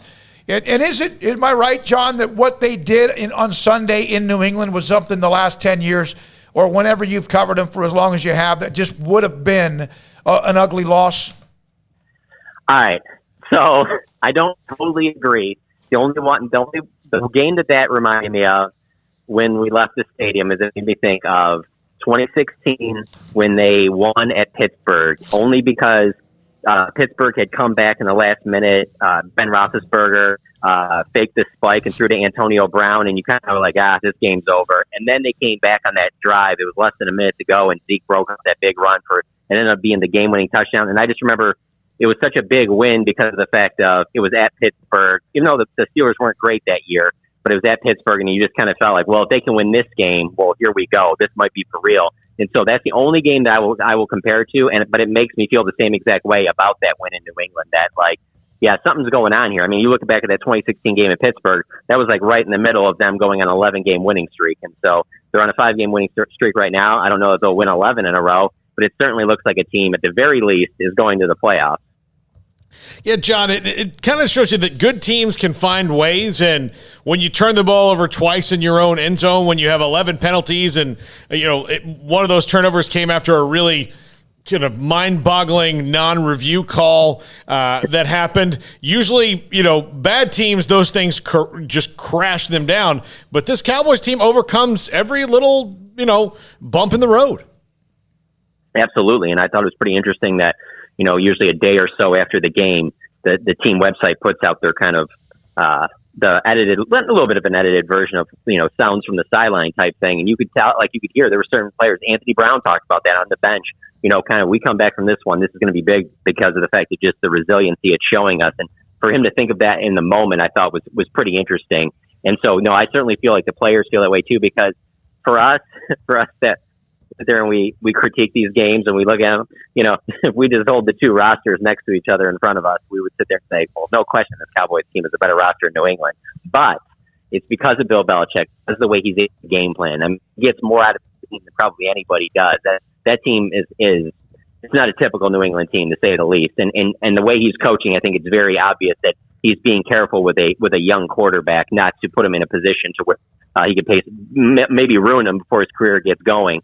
But with all of that being said, it's Bill Belichick at the end of the day. It's in New England. It's the 6-time world champion, and probably, if not the greatest NFL coach of all time. And then to win in that environment, win outside, which, because Mike McCarthy likes to say that they're a dome team. There's just a lot of things that happen in that game that I just feel like are going to be huge building blocks going forward. John, this whole Trayvon Diggs interception thing is getting pretty ridiculous. I mean, interception in every single game, had 2 a couple weeks back. He's got 7 through 6 games. How much does he have you guys looking through the record books and the media guides, trying to come up with the next tweet as to what to compare this to, outside of just old Cowboys players? Because this is an absurd streak he's got going on right now. I know. I mean, if it wasn't for Everson Walls, I would be like, there's absolutely zero to compare it to. He's the only one. Obviously, that was a ways. I want to say a long, long time ago and date myself, but that's a long time ago by today's NFL standards. So, of anything recently, you look at. I put out a tweet the other day because I wanted to go back and see. Trayvon Diggs has played 18 career games so far, and I wanted to see how many. He's got 10 interceptions in 18 games, and all the guys that post Everson Walls. That you would think of, whatever corner you want to think of the elite, none of them had close to 10 interceptions through their first 18 games. Not Dion, not Champ Bailey, not Darrelle Revis, Jalen Ramsey, Patrick Peterson, none of those guys. Richard Sherman. He's on just a rare elite level at what he's doing right now. I thought it was interesting. Yesterday, we got a chance to talk to the assistants, which is the only time we'll get pretty much all season. And the very last assistant we talked to was Al Harris, the former Green Bay DB, who has now been the DB coach for the Cowboys the last 2 years. And he had worked in Kansas City early when they drafted Marcus Peters, and that's the guy that he compares Trayvon Diggs' playing ability to, and said that the difference between this is going to sound so basic, but it is the truth. He's like, the difference the way certain guys like Marcus Peters, like Trayvon Diggs play, are that the balls that they're intercepting are the ones that most other corners are going to at best be able to knock it down. But they're able to put themselves in position and then to pick it off on top of it. And to be honest with you, one other thing I wanted to add on that, I really think that is the reason why that 75-yard touchdown pass was completed on the very next play, is because I think DeMonte KZ pulled up because everybody right now is just expecting, if this ball's anywhere in the vicinity of Trayvon Diggs, he's going to get it. And I don't even just mean it from what we've seen on Sundays. I'm going off of also what I've heard players say about what goes on in practice during the week and the stuff that he's pulling off. And so it obviously hurt them on that play. Thankfully for them, they came back and won the game. But, yeah, he's playing on a ridiculous level right now. For those who don't remember Everson Walls, because he played back in the 80s and early 90s, he was a part of that amazing run. They were still very relevant. In fact, 2 or 3 years in a row, he was a part of teams that lost in the NFC Championship game, that famous loss to the 49ers, and obviously the late Dwight Clark in Montana. But he had 11 interceptions his first year. He started 12 of 16 games. He had 9 in 1985. He had 7 his second year. He was an interception machine even with the Giants. I think he's a Hall of Fame type guy at some point, maybe down the road, because he also then eventually won a ring. But he's got that just knack of being around, like tip balls. Here he is. I guess it was 2 weeks ago, he made a move on an out that was just brilliant. I think it was against Philadelphia and Jalen Hurts, I believe. And he really is just incredible. So did either one of the players take blame for that throw? Did they just give Mac Jones credit, or has everyone kind of, like you said, mentioned it was Kazee? Oh, no, Diggs completely took ownership for it after the game. Yeah. And then after he said that, a bunch of us tweeted out what he said, and DeMonte KZ screen grabbed it on his Instagram story and wrote something along the lines of, "Come on, man, you can't take the blame for that." Like basically saying, "We all know that it was my fault." We haven't had a chance to talk to DeMonte, and he didn't talk after the game, and so because of that, we haven't heard. But the coaches obviously have not put it on one player or the other. I mean, the coach, like Dan Quinn, I mean, they're putting it on both of them that, either one of them should have been in a position as opposed to them both kind of pulling off. So, yeah, obviously it will be a teachable moment. But, hey, with all the positives, though, we also got to point out the negatives, and that's that this secondary, while, Trayvon Diggs is playing the way he is, they also give up some big pass plays. I don't know if they're leading the NFL right now and giving up big pass plays, but if they're not leading, they're right up there. So that's obviously something that has to get cleaned up. And I think I just wanted to mention that because, I kind of feel like an idiot for how many times I've tweeted, why would anybody throw towards Trayvon Diggs? Well, there's been, some passes have paid off against him. But on the other side, he's also making you pay big time to a point where it's on such an elite level that you're almost kind of like, okay, well, here's the risk reward. An interception or I complete a 20-yard ball. It's almost like, let's just check it down to somebody else. And let's not put it anywhere near number 7. John, Dak Prescott dealing with that calf strain. I know the team is confident that he'll play. Is it concerning, though, or that, it's lucky that it's the bye week, but how much do you think he'll practice even next week? Because Michael Gallup had a similar injury. It's certainly concerning. One of the big reasons why I'll say that is because with that injury, let's say he had it a week before, 2 weeks before, and tried to play through it, I don't think they beat New England because he needed his legs to get outside the pocket, extend plays, because there were things that Bill Belichick was doing to kind of confuse, post-snap, dropping guys back and things like that, where Dak needed the play to kind of develop and buy some time to find the weak spot of whatever they were doing, whatever they switched into. They ran a lot of coverages that they haven't really run this season. At least that's what the players were saying. I'm not going to pretend like I've watched every single Patriots game and every single coverage they run, but that's what they said. And so he needed that extra time. And so while I think if he was just strictly a pocket passer, maybe it would fare a little bit better with him. But it's certainly going to impact his game, even if he is able to play against Minnesota, like the Cowboys believe he will be able to. It's going to change the game plan. He's going to have to be more in the pocket because you're not going to want to risk having him, not only re-injure it, but maybe make it more severe. And so they're in the process right now of trying to determine what that'll be. But I just feel like if there's any chance that he can play, Dak Prescott's going to play. That's just how he's wired. I will say the other thing that is interesting about it is he was in a very good mood after the game. Like, it was not the type of guy that you would have expected someone got some news like, hey, I might be missing the next 3 to 5 weeks. Like, he was as soon as he walked in, he was in like a really good mood about the whole thing, because he knew where we were going to take it, because it's the bye week. He's in this walking boot, and it was he saw the media attention off of the shoulder strain. So now that he's in a walking boot, he knows how for the next 2 weeks that it's going to be one of the biggest storylines in all of the NFL. So, John, you mentioned his name earlier, but DeMonte KZ got the DWI charge early Tuesday morning.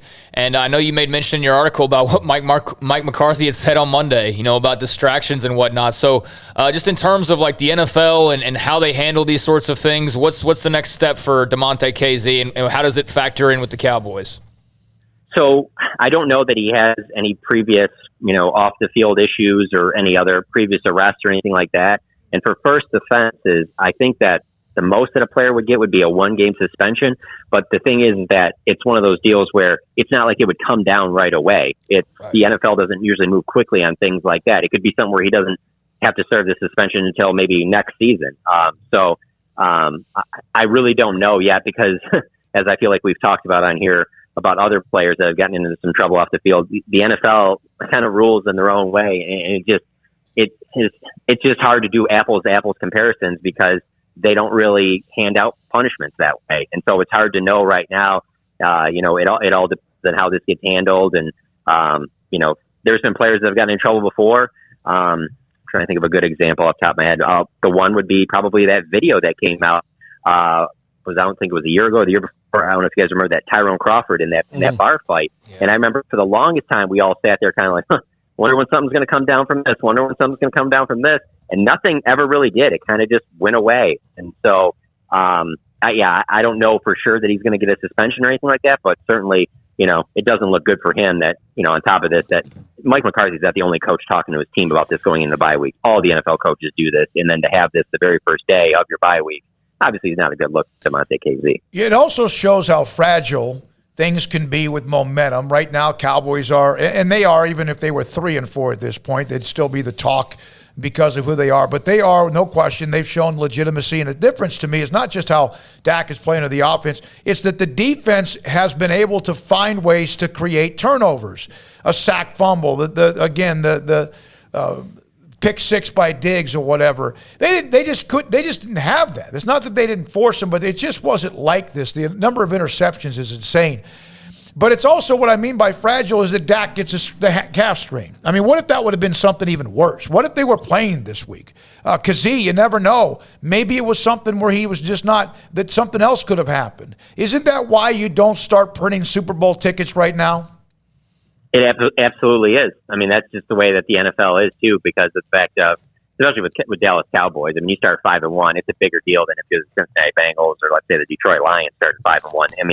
I mean, they're hearing it from everywhere. I mean, one of the biggest things that Mike McCarthy's doing right now behind the scenes with his staff is making sure that they don't get too high, on this 5-game winning streak and putting the cart before the horse and that they can't continue to come in, work hard and do the things that got them to this point. Like, don't buy into all the hype, because when you're a Dallas Cowboy, it's not like you're just hearing this locally, you're hearing this nationally. And these guys, probably some are going to go out of town and stuff like that. And, the Dallas Cowboys are rolling right now. And probably, those guys think they're on the top. I mean, they're young kids. They think they're on the top of the world. And, you make some decisions that are bad decisions, and these things can happen. But in terms of on the field and with the injuries, I will say that's been one of the strengths of this team this year, is that maybe more so than any Cowboys team I've covered, they've overcome these things. I mean, whether it's Gallup, DeMarcus Lawrence, 5-game suspension for Lyle Collins. I mean, heck, remember when we were talking about that, thinking Terrence Steele's going to fill in for him? You're like, for 5 games, so that sounds like that's going to be maybe 2 and 3 at best, and they go 5-0 in that stretch. I mean, who would have thought that would have happened? I mean, if I don't think Mike McCarthy gets enough credit or any credit, I feel like, for being 5-1. But one thing could be that the way that they've been able to overcome these things, they've just kind of moved on, went to the next guy, changed around their game a little bit, and continued to go. Now, obviously, if Dak Prescott's one of those guys going down, it's a little bit easier or a little bit more difficult to replace. But for the most part, I mean, one of the best things they've done these first 6 games of the season is overcome adversity. Yeah, they're in it's a perfect, I think it might be just a perfect time. They're getting really, you'd like to play when you're hot, but maybe just enough time. Tyron Smith had that issue where he walked out, went to the tunnel, then came back for that last drive, or the drive that put him in a position to tie the game. That's one of those other things that's a fragile deal, right, with him, because that's something that's Father Time, not so much how tough he might be, even though we know he would play through anything if he could. Yeah, and I feel like that's just going to be how it's going to be with Tyron for the rest of his career, whether that's one more year or 5 more. Like, you're just from week to week, you're just going to kind of be like, something can crop up here. The one positive for the Cowboys is that it appears that they've identified a swing tackle of the future in Terrence Steele that, at least you have a guy that you feel like is serviceable. It's a younger guy. You're not paying very much money. And if Lyle Collins can stay on the field, then you have 3 tackles there that, you can kind of overcome if you have to. Now, obviously, it's not going to be as good as having Tyron Smith at left tackle, but that's just kind of the way it's going to be. But the one thing is, I mean, if it's able to be played through, he does. I mean, he ran back out there after he got his ankle retaped and obviously went right back into the game. He said that he didn't have any issues with the neck after obviously during the week. That was on the injury report. So, yeah, I think it's just that's how it's going to be week to week with Tyron Smith. And yeah, it's tough if you're a Cowboys fan because you just know how important he is to their success. But you know how it is. If you're dealing with neck and back stuff like that, that stuff never goes away. It's always going to be something that's a possibility of flaring up again. Thank you, Ben. John Machota, theathletic.com. Wednesdays with us in the 5 o'clock hour on a team that's on fire and maybe perfect timing for a break with Dak and all the other stuff going on. All right, Paul, you had mentioned to me earlier in the day about Deshaun Watson news that is being reported. Now, it's not true. I mean, as far as it's not official. But what's going on with Deshaun Watson, Miami, Washington, and even Houston? Well, the one thing we know is our friend John McClain has reported that the Texans and Dolphins could get a Deshaun Watson deal done this week. If not this week, probably by the deadline. They're both motivated to do so. And now there's some other things, third teams being thrown around, like maybe Tua would go to Washington to get that third first-round pick and all those different things involved. So we'll see what happens, but nobody's confirmed that. Maybe the Broncos could be involved in all of this as well. But there's some actual movement on Deshaun Watson, and if John McClain says it, you can pretty much take it to the bank. Yeah, no, he's as good as it gets. I mean, he is, and he doesn't jump to conclusions. He doesn't do clicks and views. We appreciate his style, and he is as locked in on the NFL, not just the Texans, but everywhere else as well. Now, I have a one NFL story I want to bring up. So, Paul, Dustin Hopkins, pretty damn good kicker, right? Mm-hmm. Florida State guy, yeah. For a Washington team. Mm-hmm. Well, that's why I asked you. Yeah. He was released today. Yeah, that surprises me. For a guy that has not kicked in 5 years. Washington football team signed Chris Blewett, who was signed to their practice squad last week. He had not kicked in an NFL game. Last time was in 2016 at Pittsburgh. Hopkins was having one of his best years, 12 of 14, 85.7% success rate. Last year, of course, there were times when he was a little bit wobbly, made 79% of his kicks. Good leg strength. I don't know. What's going on here? My guess is they're going to blame him for how the defense is not as good as we thought, and the offense is struggling because they have a quarterback that's erratic. We're getting close to the trade deadline, Smokey, in the NFL, which also means we're getting closer to the halfway point, which means that if you can get rid of a guy and get rid of a cap charge, you probably do that now, and that's probably what that has to do with Dustin Hopkins. And the rest of the NFC East, the Eagles might have a shot. They have a schedule that's kind of easy, but they're not very good. The Eagles, Giants, and Washington are all very bad teams right now and need to kind of position for next year before everybody else. Clear your cap, do your thing. The Giants are probably going to have a top-down house cleaning. You would think that nobody's coming back in that coaching staff or Dave Gettleman. That's all going to be gone. Well, great. I'm glad that they'll be on Monday Night Football 2 times in the next month. Yeah. Boy, it's not really deserving of that. So this could be Washington just going, all right, they got Cowboys and Jalen Smith. If the Cowboys could have gotten Jalen Smith to waive his injury guarantee, if the Cowboys could have gotten Jalen Smith to waive his injury guarantee, he'd still be there. But those things are all kind of prevalent, and kickers probably don't have the same kind of deals. But if you can save $2 million here, $2 million there, especially if you might be involved in making some trades, then it's going to help you. All right, let's get to what really matters right now in your lifetime, and it's not the upcoming segment of Top 5. Last night, the Astros and Red Sox. Astros scored 314 runs in the top of the ninth inning after what they thought might have been a strike that have gotten them out of the inning. You're in full pucker mode right now, and they just scored a couple of more runs. It's now 3-0 Houston. They let the cat out of the bag, Paul, last night. That was a chance to put him to the kid. And Mike George is going to text us at any time. Hey, they had. Listen, you've got to kill him. You've got to kill the monster, or they'll keep coming back. And that's what they've done with the Astros. They just hit a 2-run home run. They gave them hope. Yep. And Alvarez doubled, had a home run early. He just had a 2-run double. Oh, man. Start plunking him. I don't know. All right, 5:49. When we come back, I'm thinking about you, man. You and I texted late in the night like Armstrong and I do. It's just upsetting. All right, when we come back, the top 5 at 5:55. If Paul has the energy to do it, Sikkim 365 Radio. Waco Custom Marketplace. They have some new weekly specials out. It's a great place for your tailgate product, from charcoal to pellet fuel to, what they have in the bakery and especially in the butcher shop. Select choice and prime ribeye steaks on sale anywhere from $12.99 a pound to $22.99 a pound. Bacon ends, $2.99 a pound. Thin sliced chicken breast, $2.35 a pound. Smoked pork tenderloin, absolutely delicious, for $4.50 a pound. And they even have a lot of the snacks, from piggy sticks to much more. $100 steak box for $95, so $5 off right now all the way through Saturday of this week. And on top of that, if you need tri-tip or brisket or sausage or wings or whatever you need for your upcoming tailgate when Baylor hosts Texas or other games all throughout Central Texas, they're your place, along with the regular grocery store items that they have on 2 or 3 rows right there in the middle of the store. Fresh and cold beer. Of course it's fresh. Cold beer and wine to your right when you walk in the door of the refrigerator. Drinks and soft drinks, energy drinks, and more at Waco Custom Marketplace at 425 Lake Gare Drive in Waco.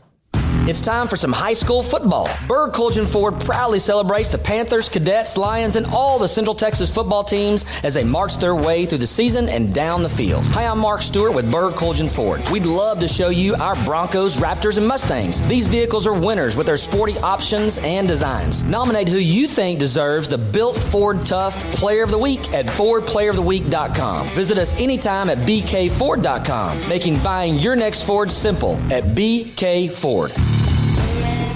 Grant Dideker, under the umbrella of Texas Farm Bureau Insurance, McLennan County agent. When you contact people about insurance, and people are hit up with it all the time, what do you tell them? What do you say? I know you say you educate, but Texas Farm Bureau Insurance is obviously successful for a lot of different reasons. Right. And has hundreds of thousands. It's personal service. Okay. It's one-on-one service. Just yesterday, went to a client's house, met with the couple, went over all the coverages, and they said, wow, we've, never had this before. We've had this different insurance and that different insurance, but we've never had somebody actually come to the house and go over everything with us. And wow, we really appreciate that, especially this day and time where just a click of a button and you really don't know who you're dealing with. It's a different person you call every time you call that 800 number. You don't know who your agent is. Now they have a face with the name, and it's more personal service. Grant Dideker, Texas Farm Bureau Insurance, McLennan County agent. If someone wants to contact you, just straight on your cell phone? Yep, 254-265-0442. Grant Dideker, Texas Farm Bureau Insurance, a McLennan County agent.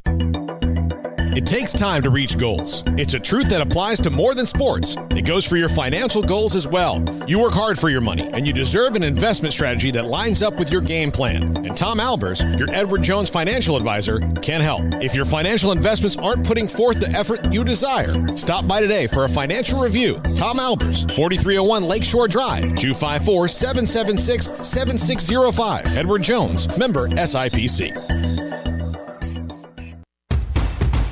Hey, this is Bryce Petty, former starting quarterback and two-time Big 12 champion, and I know firsthand the importance of being in top shape both on and off the field. So listen up, men. If you're feeling beat down day in and day out and looking for that high-performance edge that separates the men from the boys, then look no further than the Petty Clinic Low T in Waco. Petty Clinic is a comprehensive men's healthcare clinic with an atmosphere catering to men. Board-certified Dr. Kent Petty has a special interest in offering the highest quality medical care to men of all ages. Some of the services offered include screening and treatment for low testosterone or thyroid, infertility, high blood pressure, diabetes, high cholesterol, sleep apnea, while offering comprehensive wellness exams and complete men's health lab panels. High performance men, remember, it's not just a Petty thing. This is Bryce Petty, encouraging you to reach out and Google search Petty Clinic Low T or go to pettycliniclowt.com and get your complimentary lab screening today.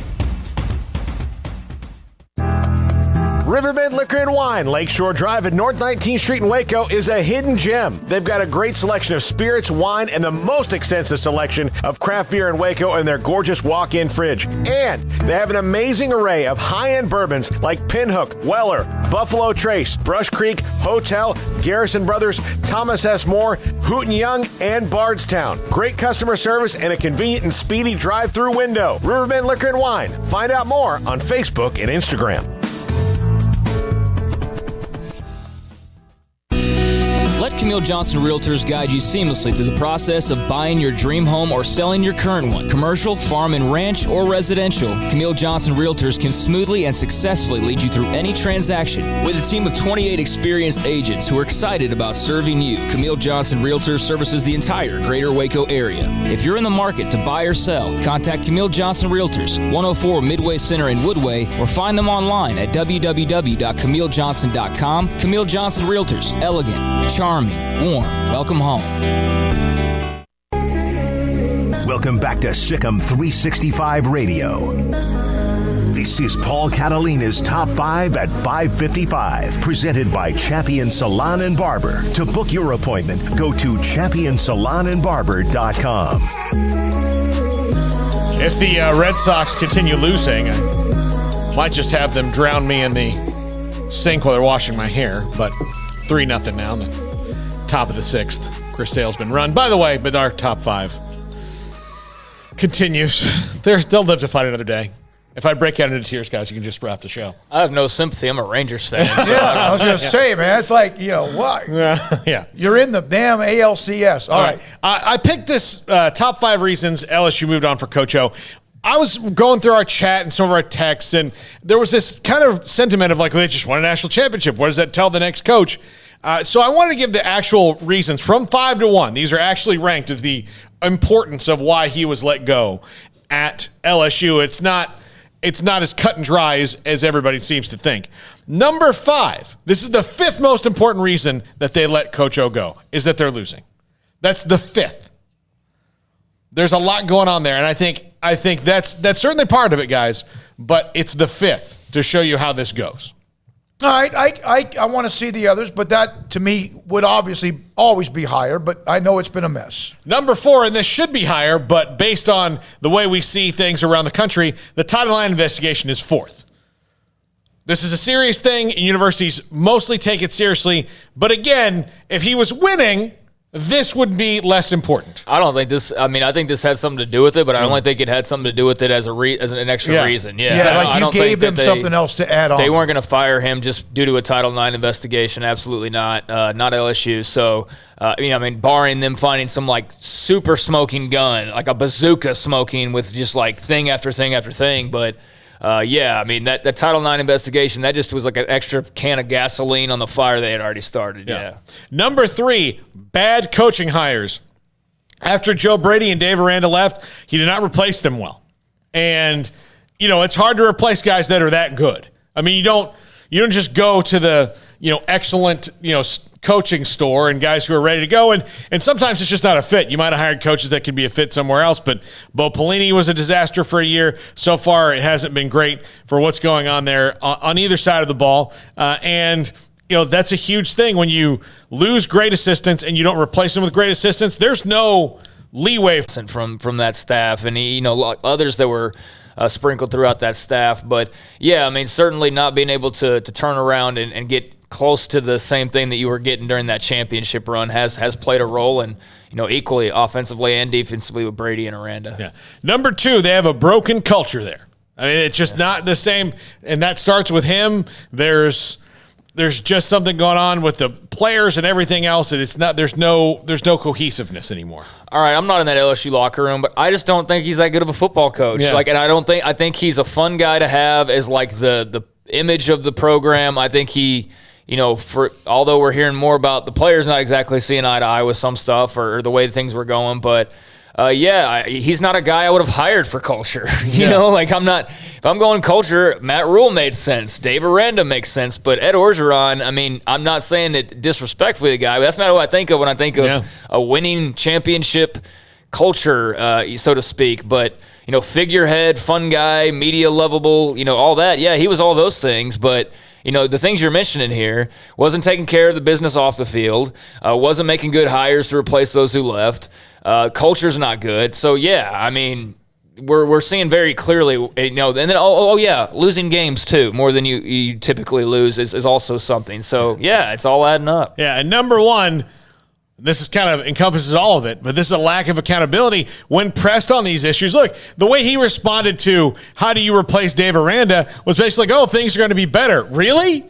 The guy you spent millions of dollars to get here from Wisconsin? That was an arrogant comment from somebody who had just won the national title and was high as you could possibly be and thought his didn't see. And I think that was a big part of it. I think that he got so much positive attention and reinforcement from that run and all the attention that they were getting throughout the media, and I'm sure it was nuts in Baton Rouge, and yeah, you're not thinking probably, if you're him, about all of the other stuff. You're just caught up in the moment and how fun this is and how much spotlight is on you, and I think he did get caught up in that. I think he got caught up in that and he forgot some of his other responsibilities or let them fall to the wayside, or at least didn't do his due diligence in making sure those things were taken care of, and it all adds up to where we are now, where, yeah, he's on his way out. Now, obviously, the culture's not bad enough to where they booted him in the middle of the season, but the reports are that, like, it's getting to the point where beyond that would have obviously, they couldn't do it anymore. Untenable, yeah, you see it there, and that's the reason. So when you're kind of like, oh my gosh, you won a national championship 2 years ago, that has nothing to do with this. It had nothing to do with it at all. And losing is they were 7-0 right now. Yeah. But I think that that national championship was just such a like they're not going to ever replicate that, you know. And I don't think that if he sticks around, I'm not thinking they're winning a national championship anytime soon, to be honest with you. Like, I think they'd be a really good team. He'd probably eventually make some right hires that got them on track, but I don't view Ed Orgeron as like a national championship going and winning. You know what I'm saying? Like, so I think they probably realized, hey, that was so special the way that happened. It's probably not happening again. And so they start to show cracks, and you have these other reasons, and it's like, yeah, we probably need to go a different direction. Yep, it's a tough fall in a quick amount of time. It can happen. Thanks to Flo Thamba, Jeff Traylor, Rick Hart, SMU Athletic Director, Spencer Drango on the running game at Baylor, the offensive line, and John Machota. Paul's top 5, David Smoak, Paul Catalina, and Craig Smoak tomorrow. And I do want to get more into like just what the Conference USA looks like, and you know what that whole, we need to like shake through where everybody's landing and not landing, and who's in the middle, and all that. And how Chapter 2, when that happens here pretty soon, you would think, or we hope, if you're the Big 12 fan, how that might affect maybe even more. And who's out there right now looking for a life raft? For Armstrong Sims, Hayden came today, Hayden Bumpus, and also Jack McKenzie. Thank you. Thanks to our great sponsors, David Smoak, Sikkim 365 Radio, and 365 Sports. Good night.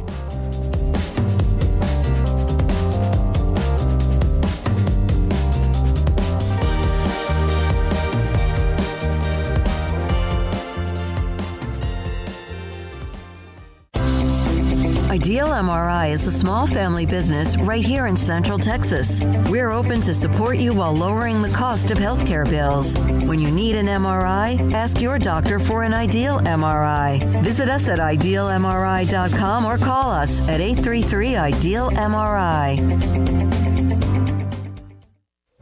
Stepping into the boots of a U.S. Army officer can add confidence and leadership skills to your son or daughter's career path. See all the things they can achieve in our boots at GoArmy.com. U.S. Army Waco Recruiting Company, 254-598-8131 or 254-776-1543. After my first car accident, I feared the biggest damage would be to my wallet. I expected a mountain of bills and a long, drawn-out process. But my Texas Farm Bureau insurance agent was there when I needed her and helped me get back on my feet and in my car in no time. Instead of a hassle, I got reassurance and a quick recovery. Stop by and see our agents at one of our 3 McLennan County locations. Coverage and discounts are subject to qualifications and policy terms and may vary by situation.